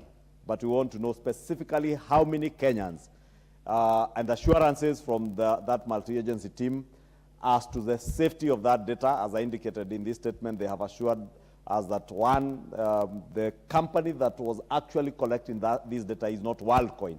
It's a local company by the name Sense Marketing, a marketing company, and some of the issues I've had the Honorable Junet Mohammed, the Honorable Bensouda raise. Indeed, were it not for the quick action of the Minister for Interior and ICT and the Data Commissioner, we will not be where we are. Probably more data would have been collected. And I must also commend, and yesterday I did indicate that the Data Commissioner's cautionary statement was a bit too late, but I have since learned, and is there in this statement, that she indeed gave her cautionary statement a week before this matter came to the public limelight. Therefore, it's not lost on Kenyans that indeed government was on track of what these people are doing since last year. The Office of Data Commissioner was on their track since last year. They indeed wanted to start collecting this data last year, but they were not registered and they were waiting for, I'm told, the launch of their Bitcoin, their cryptocurrency. And when it was launched late last month is when they start collecting this data. And the Office of the Data Commissioner has been on that case. And we must commend them. And it is unfortunate that someone like Bensouda has the kind of views she had on the CS Interior, who swung into action, not just on Shakahola, but what is now being described by the Honorable Junet Mohammed as the new Shakahola in data harvesting. And indeed, the CS Interior, we commend his quick action. As he has said, and in our meeting this afternoon as he brought this statement, that he wants to assure the country that not just stopping these people from collecting any more data, but also ensuring that all the data they had collected has been seized and is with some of the agencies under the Ministry of ICT being analyzed to also ensure that there is also no data that had been carted away to the cloud, and even that they are saying they are working on it, but they were very cautionary, Honorable Speaker, that we do not jeopardize the ongoing investigations in whatever we say, and I'm therefore restricted as to the other information that he has confided in me as to what they are doing. But just to give the people of Kenya the highest assurances that whatever data had been collected has now been secured and is in the hands of the investigative agencies. Lastly, Honorable Speaker, to appeal to Kenyans, the Office of the Data Commissioner cautioned Kenyans as to the activities of this company. But as I said yesterday, Honorable Speaker, Kenyans are too eager to collect money from any person for whatever reason. And just to caution Kenyans not to rush to getting money from sources that they do not know, even people who are engaged in terrorist activities. And Honorable Speaker, is indeed true. If you speak to people from the north, they will give you harrowing stories of young people, taxi drivers, people who do courier work who have been used and enticed using money. And at times not a lot of money, 5,000, 10,000 shillings, and they end up being entangled in terrorist cell activities, and they get arrested and they end up suffering as terrorists, yet they were probably just enticed with small money. So maybe just to use this opportunity to ask Kenyans to be cautious whenever they get people offering them money, and in the words of the Honorable Mary Emase, that there is no free lunch, there is no free money. Don't exchange anything that is not out of a productive economic activity for cash. It may be detrimental to your well-being in future. With that, Honorable Speaker, the CS, as I indicated, have indicated they are ready anytime to update the House, and I believe through the relevant committees, that of Interior and ICT, they should be able to update the House on the outcome of the investigations. Thank you, Honorable Speaker. Thank you, Majority Leader. I'll expect you to give us a progress report before the close of next week. Yes, Honorable Milemba.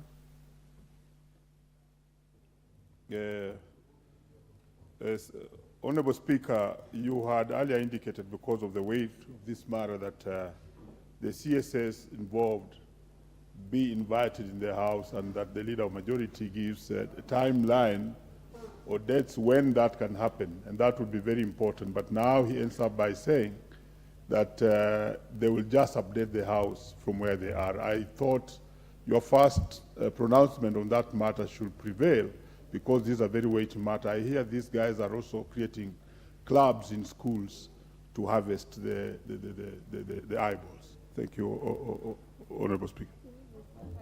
Yeah, Iris, yeah. Yes, Irene Mayaka. On the same matter.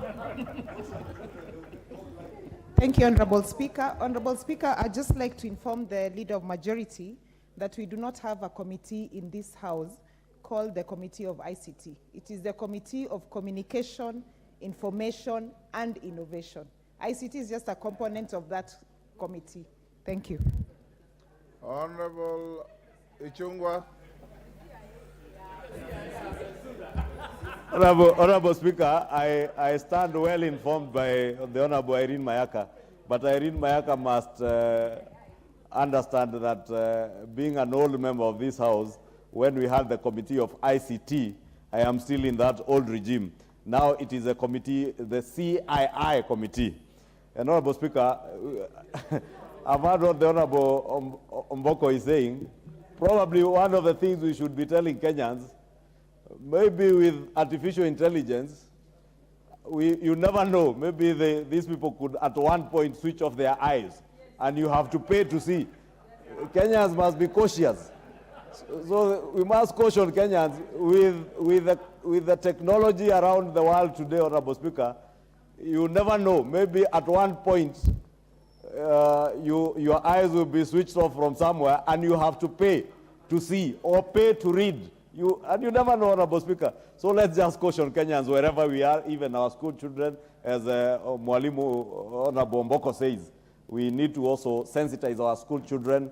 It's unfortunate, Honorable Speaker, that someone said there are mothers who are queuing with their babies strapped on their backs, and you never know whether they were capitalizing on you harvest your own iris and that of the child, Honorable Speaker. Thank you. Honorable Majority Leader, in view of what you are saying and what the members have expressed, I direct you to bring the two ministers to the House on Wednesday at 3 o'clock. On Wednesday at 3 o'clock, and given the weight of the matter, the ministers that you had listed to come and answer questions, that is Minister for Trade and Minister for Defense, you'll shift them to the following week.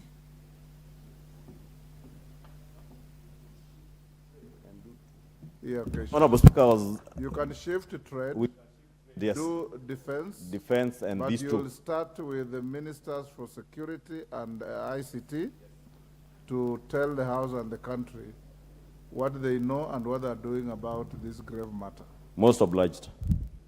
Honorable members, I acknowledge the following schools in the public gallery, and I think some are in the Speaker's gallery. Longisa Boys from Bomet East Bomet. Karaba Secondary School from Laikipia West Laikipia. Karou Primary School from Tharaka, Tharakanithi. Olenkuya Primary School from Narok West, Narok. And Njin Ntunu Primary School from Githunguri, Kiambu. On your behalf and on my own behalf, I welcome the students and their teachers to the House of Parliament. Thank you. Next order. Order number 8, motion, inquiry into the maize flour subsidy program for the financial year 2022-2023.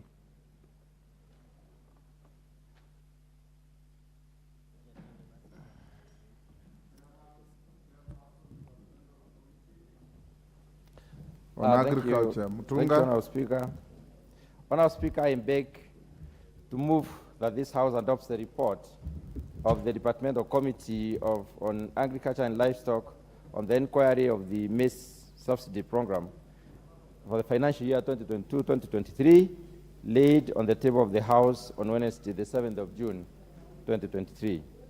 During the consideration of the supplementary estimates 1 for the financial year 2022-2023, Honourable Speaker, members of the Departmental Committee on Agriculture and Livestock observed that a total of 7.267 billion had been spent on the maize subsidy program, out of which 4 billion shillings had been paid under Article 223 of the Constitution, while the balance, which was 3.267, was yet to be paid and had been presented to the committee for regularization. Honourable Speaker, it is the amount of 4 billion was spent in July 2022 and presented to the committee for regularization through the supplementary estimate as required by Article 223 of the Constitution. The committee did not approve the expenditure on account of non-disclosure of the information on who the maize flour subsidies, maize suppliers were, the quantity of maize flour supplied, the areas in which the subsidized maize flour was supplied, and the retail outlets that sold the maize flour. Honourable Speaker, it was for the above reasons that the committee resolved to conduct an inquiry into the maize flour subsidy program, whose objective were to, number one, find out whether the program achieved its objective. The second one was to establish whether the identification process for the millers was free and fair, and the third one was to find out if there was value for money in the execution of the entire program. Honourable Speaker, in the recent years, Kenya has been experiencing maize deficit attributed to prolonged drought, which has increased in frequency and intensity below average rate for performance, high cost of agricultural inputs, decreasing acreage of land for farming due to population growth, poor agronomic practices, among others. To bridge the deficit, the country relies on maize imports from this African community and COMESA countries. However, this was not the case in 2022 because there was poor production of maize in the entire region.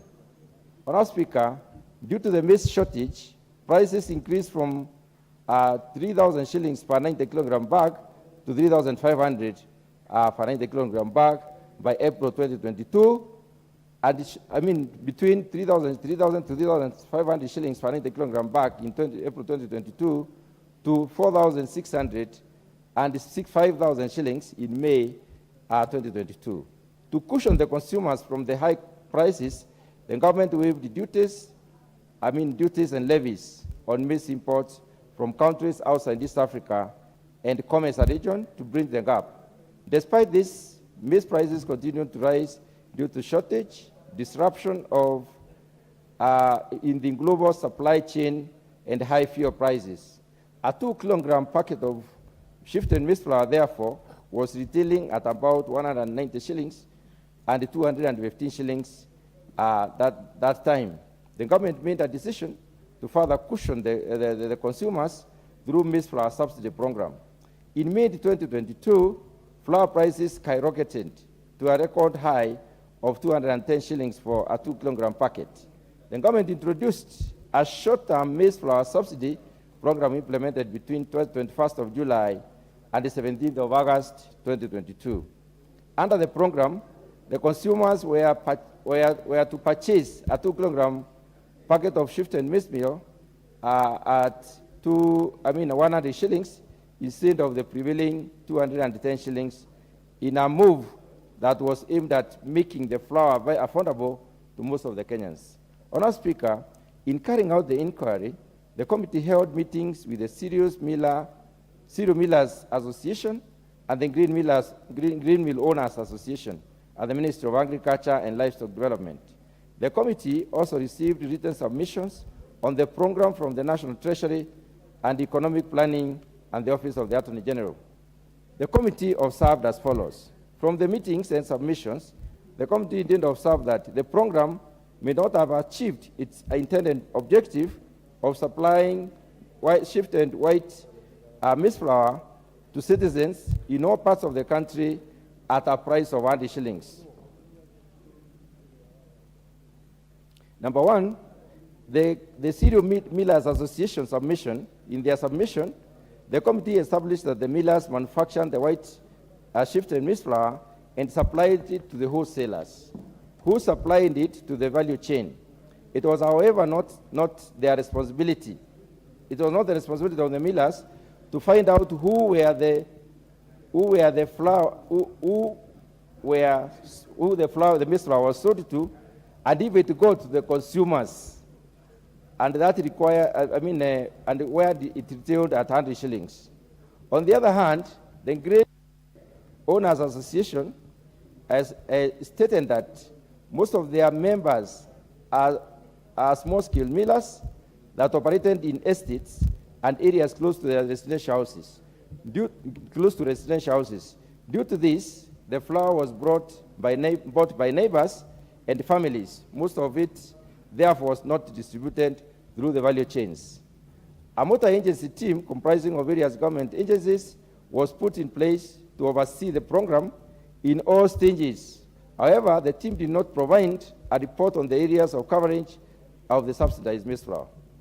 Shifted maize meal under the program was not stamped subsidy, and this may have reduced the success rate of the program because the flour could have been hoarded by unscrupulous value chain players and sold at higher profit at the end of the program.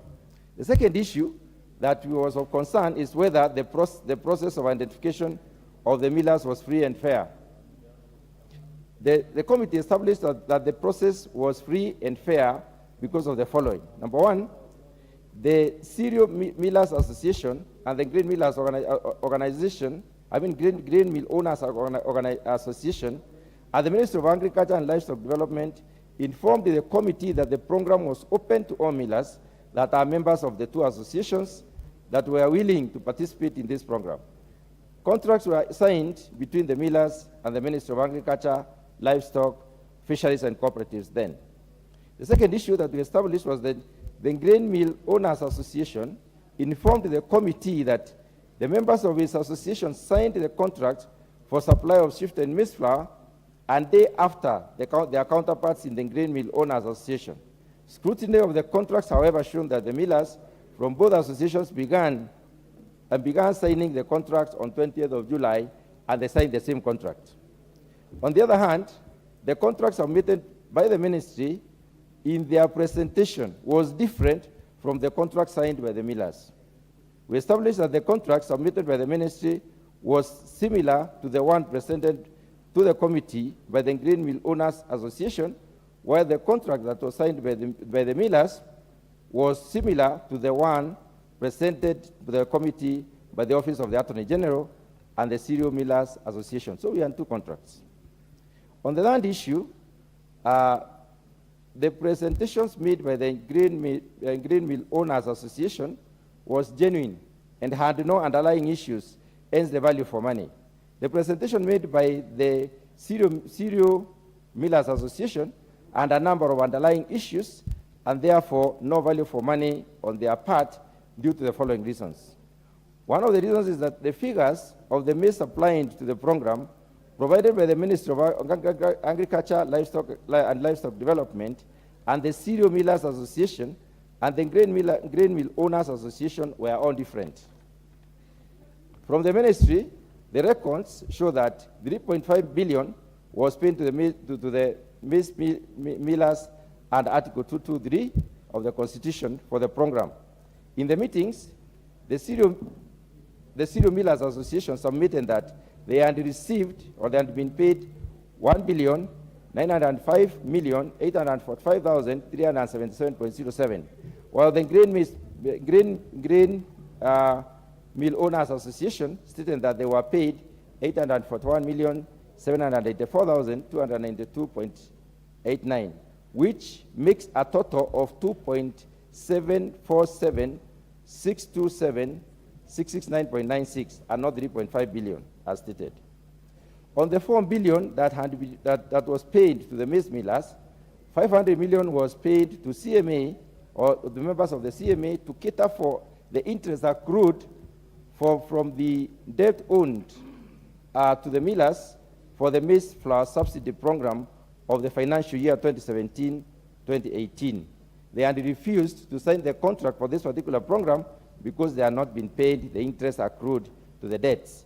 Neither the ministry nor CMA provided a proper explanation on how the money was distributed to the millers.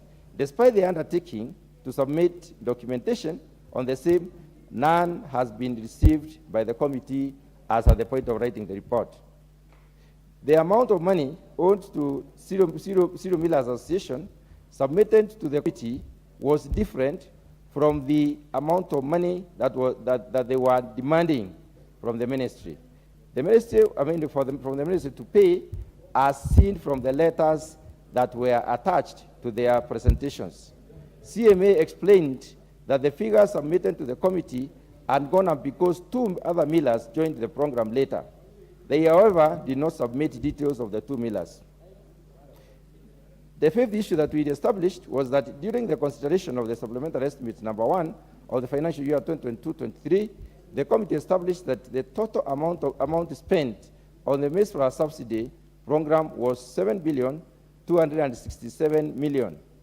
However, CMA informed the committee that the total amount for the program was 6.6 billion, while the GMOA, or the Grain Millers Organization, Owners Association, stated that the total amount for the program was 6.4 billion. So the 3 figures were different again.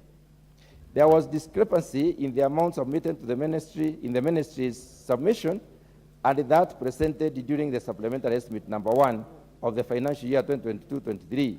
The ministry explained that the figures amounting to 3.267 billion submitted to the during the supplementary estimates had been arrived at before reconciliations were done. The figures were mainly because of repeated invoices. Therefore, the new figure is 3.025 billion, which is outstanding.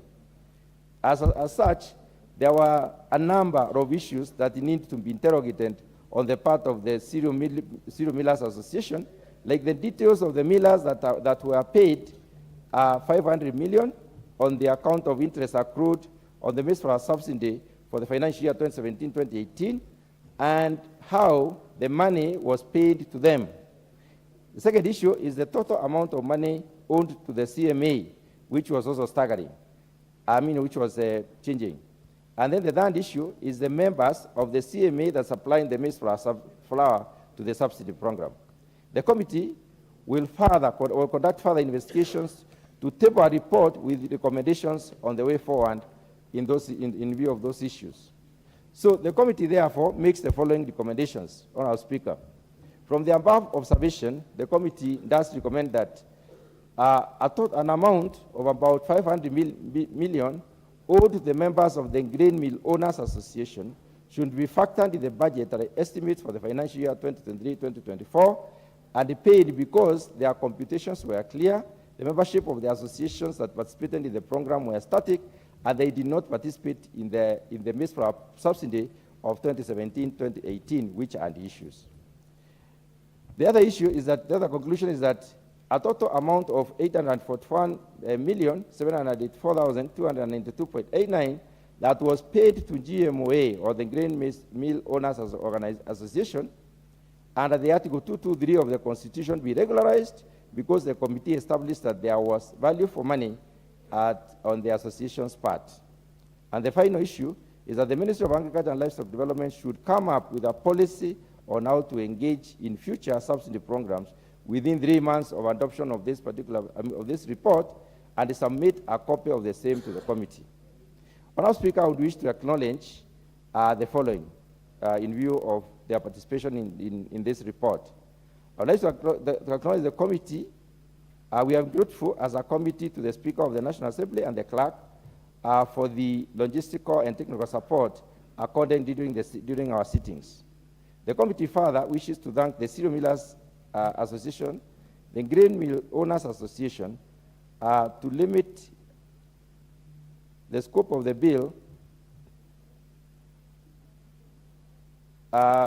allow me to repeat that. The committee further wishes to thank Zero Millers Association, Grain Mill Owners Association, the Ministry of Agriculture and Livestock Development, Office of the Attorney General and the National Treasury and Economic Planning for making this inquiry successful. Finally, I wish to express my appreciation to the members of the committee and the committee secretariat who made useful contributions towards production and preparation of this report. Honourable Speaker, I wish to call upon the Honourable Member for Soy, the Honourable David Kiplagat, MP for Soy, and also member of the committee to second this report, adoption of the report. I thank you, Honourable Speaker. Thank you very much, Mr. Speaker. I wish to second the motion on the maize subsidy and to state to the House that we did the inquiry. We invited all the stakeholders that were involved in the subsidy. As you know, the maize subsidy was a hot issue just before the elections and after the elections. And this government is now focused on production subsidy rather than consumer subsidy.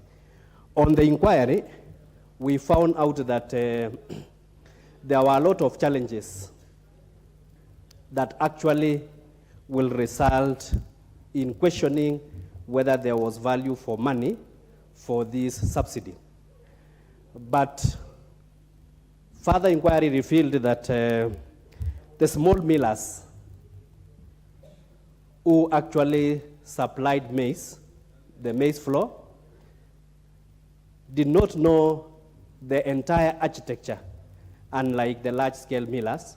So they were just brought in at the 11th hour, and actually they spent their money in supplying the maize for the subsidy. And looking at the current financial situations for the small millers is they are in dire situation in that they have taken bank loans because the government could not be able to pay them for a long time. That's why the committee came to a conclusion that the small-scale millers were very genuine and they are currently suffering, and we urge this House to approve this report so that that segment of millers who are struggling like any other Kenyan can be paid to a tune of 500 million, the one that is still due to them, so that the ministry doesn't take more time to alleviate their suffering. So we call upon this House to look at the report, to debate the report, and come to the conclusion that the committee came to, that the small-scale millers need to be paid their dues. Now, looking at the big fish are the large-scale millers. They are the ones that sat with the big bosses. They designed the program, and they executed. And you can imagine the design of the program whereby you have the flour subsidy going for 100 shillings. That's a drop all the way from 200 and 230 then. But there is no label to indicate that this bag is from the maize subsidy. It doesn't have the GOK label. It doesn't have the subsidized label. And what we found out is that the brokers in between and the cartels that are all over in this country managed to benefit, and they might have used now that maize flour. They go and created artificial shortage. And I know most of the members, given that you are also interacting with the public, getting the maize flour then was not a very easy thing, because it disappeared in our shelves. Because these cartels, they were able to take the maize, they store them in their stores, and when the subsidy was stopped suddenly, what happened is now the maize flooded the market, but the millers could not be able to sell the maize because there were a lot of them at the stores of the cartels. So that is why we feel that there needs to be more investigation on what happened to this program, especially. What is out of order? I would advise that points of order, order members. Points of order nowadays are done through intervention, not through howling at your seat. Yeah. So if I say intervention here, I will be able to then know whether. Okay. May I proceed? Whether. May I proceed? Thank you, Mr. Speaker. Order. What I'm saying. Order. The Honorable Ruku, what is out of order?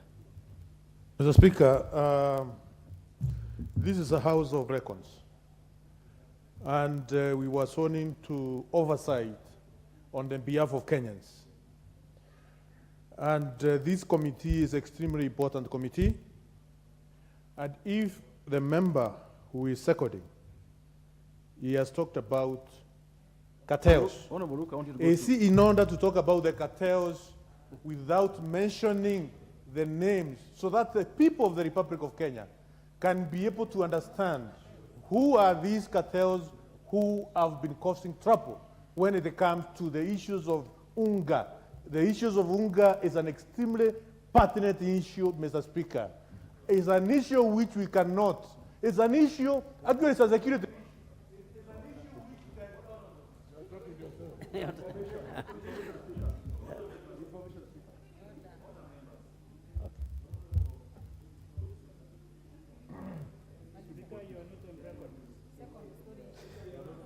Okay, thank you.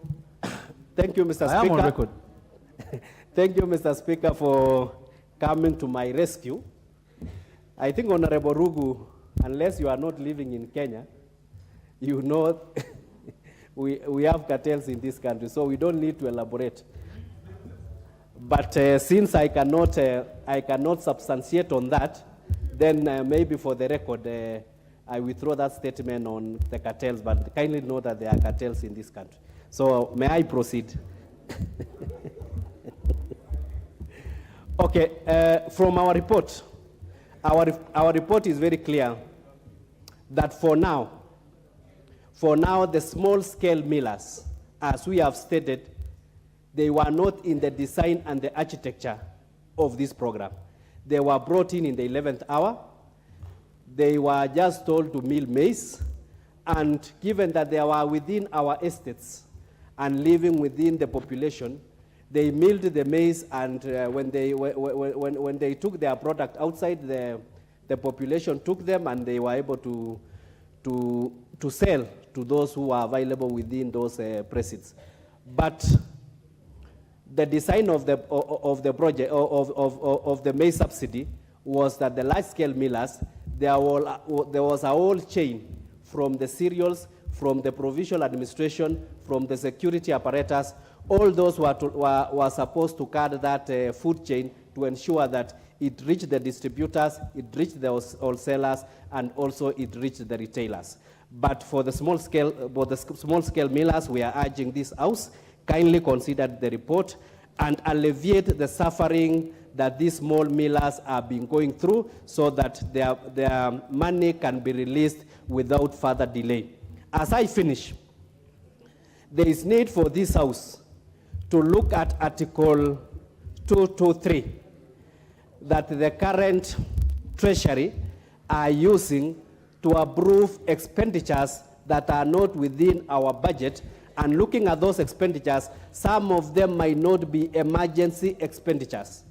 So I'm calling upon this House, let us also relook at that article, and to put caution so that it can only be used when the need arises. Especially, we have noted that as we head towards the election period, there is misuse of Article 223 for government to spend money that has not been voted by this House. So we also call upon, that's what we discovered when we are doing the inquiry, that there is need to guard on the utilization of Article 223 by the Treasury officials.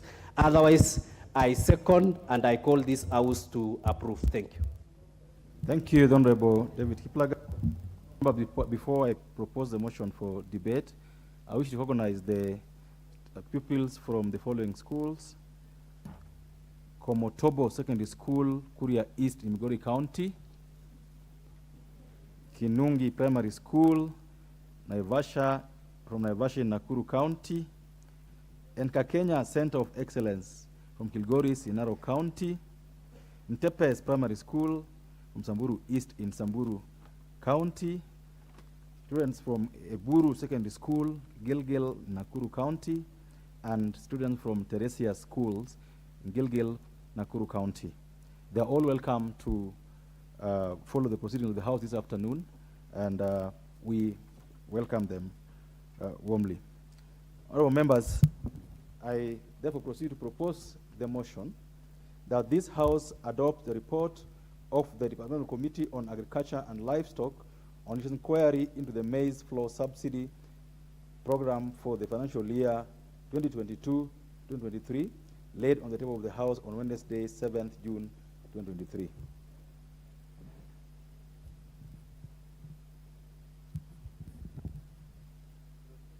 The Honorable Robert Mbui. Thank you, Mr. Speaker, for this opportunity. Mr. Speaker, as we debate this motion, it's important to remember the purpose behind the introduction of that maize subsidy, because that seems sometimes to be getting lost in the discussions. That because of prolonged droughts last year, towards the end of the year, the government of the day noted that the prices of unga were rising all the way beyond 200 shillings per 2 kilogram packet. And so the government made a decision, which in my opinion was a very, very decent decision, to support the Kenyan public by subsidizing that product, so that the prices were actually targeted to go down to 100 shillings. So the idea was a noble idea. The idea was a brilliant idea, and I think the government was showing that it has a heart, and the government cares for the people of the country. So, Mr. Speaker, the first thing we need to clear is that the idea was good. But, Mr. Speaker, what has happened is that despite a brilliant idea, there is so much agony. There is agony to the people that supplied these maize. In fact, Mr. Speaker, Section 43 of the committee report indicates to us that some of the millers are saying, due to the non-payment, they are suffering, facing closure due to the debt burden. Some of them have lost jobs. There is operational losses. There are broken families, Mr. Speaker, broken families as a result of non-payment. And then, of course, finally, they say that they have reduced faith in government, Mr. Speaker, because they did a deal, a contract with government, and were not paid. And you know, Mr. Speaker, we must make it very clear that government exists in perpetuity. Government does not exist because somebody is in the office of the president. The office of the president can change hands. The leadership of the country in terms of political parties can change hands, but government exists in perpetuity. And these people that supplied have the right to be paid. And I'm happy that finally the committee is also seeing some sense in some of them being paid, although there's still a lot of opaqueness within the whole deal. Mr. Speaker, I sympathize with the committee because the committee actually was trying to squeeze, I think, water out of a rock. Because, Mr. Speaker, they have conflicting details from every organization that came to them. The Ministry of Agriculture, the Cereal Millers Association, the Grain Millers Grain Mill Owners Association, and all of them were giving different figures. And Mr. Speaker, that tells me that there is a problem. It makes me smell a rat in the whole of this deal. Because, Mr. Speaker, Article 10 of the Constitution is very clear about the issue on values and principles of good governance. One of the most important tenets is the issue of transparency and accountability, Mr. Speaker, and also public participation and involvement of the public. Mr. Speaker, there is too much opaqueness in this whole deal that I feel that there are people who are trying to hide information so that they could gain. Mr. Speaker, this matter is a straightforward matter. I mean, Mr. Speaker, look at it this way. The Ministry of Agriculture decided that they will procure maize flour for purposes of bringing down the price. Mr. Speaker, all they needed to tell us is who did they contract, how much was supplied, what was the supply price, what was paid or who was paid, and who has not been paid. But when we come here, It is, CMA are giving a figure, GMOA are giving a figure, the ministry is sometimes almost acting fluid, AFA is also not giving their own figures. Mr. Speaker, it is so unfortunate. And so that tells me that there must be some greed and some corruption that took place within this deal. That clearly must be what has happened, Mr. Speaker, because when you find that there is opaqueness in the information that is being shared, it means somebody somewhere was benefiting and they did not want that to come out. But Mr. Speaker, it was surprising that the Grain Miller Owners Association, they are saying that when they were supplying, they did not supply to the value chain, so it didn't even end up in the shops.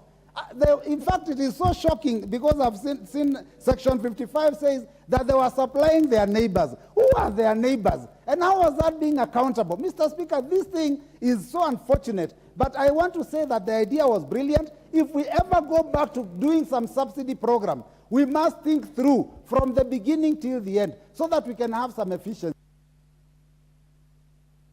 No, I'll allow Honorable Mbui 1 more minute.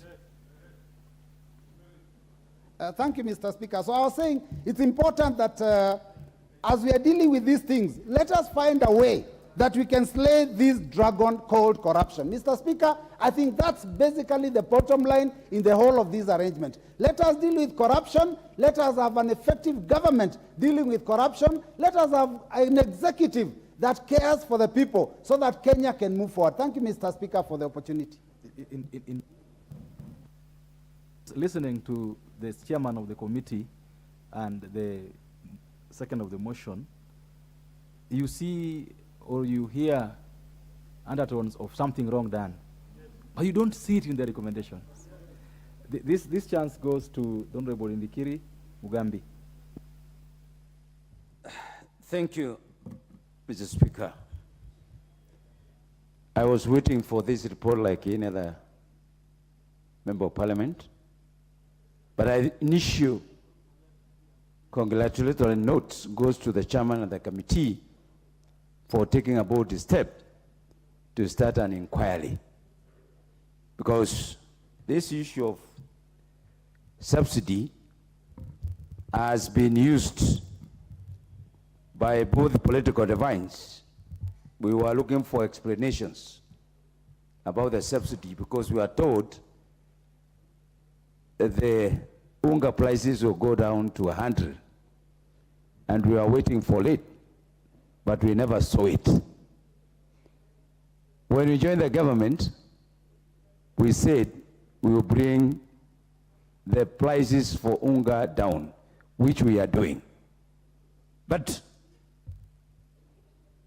the time has come that we say we call a spade a spade. This is not about the Kenya Kwanza government, it's about Kenyans. Mr. Speaker, the idea which the leader of minority, the whip, is purporting to be was a good idea, to me I see it as a business decision of an organized criminal element of people who sat together and found out the best way of lying to Kenyan is propagating for introduction of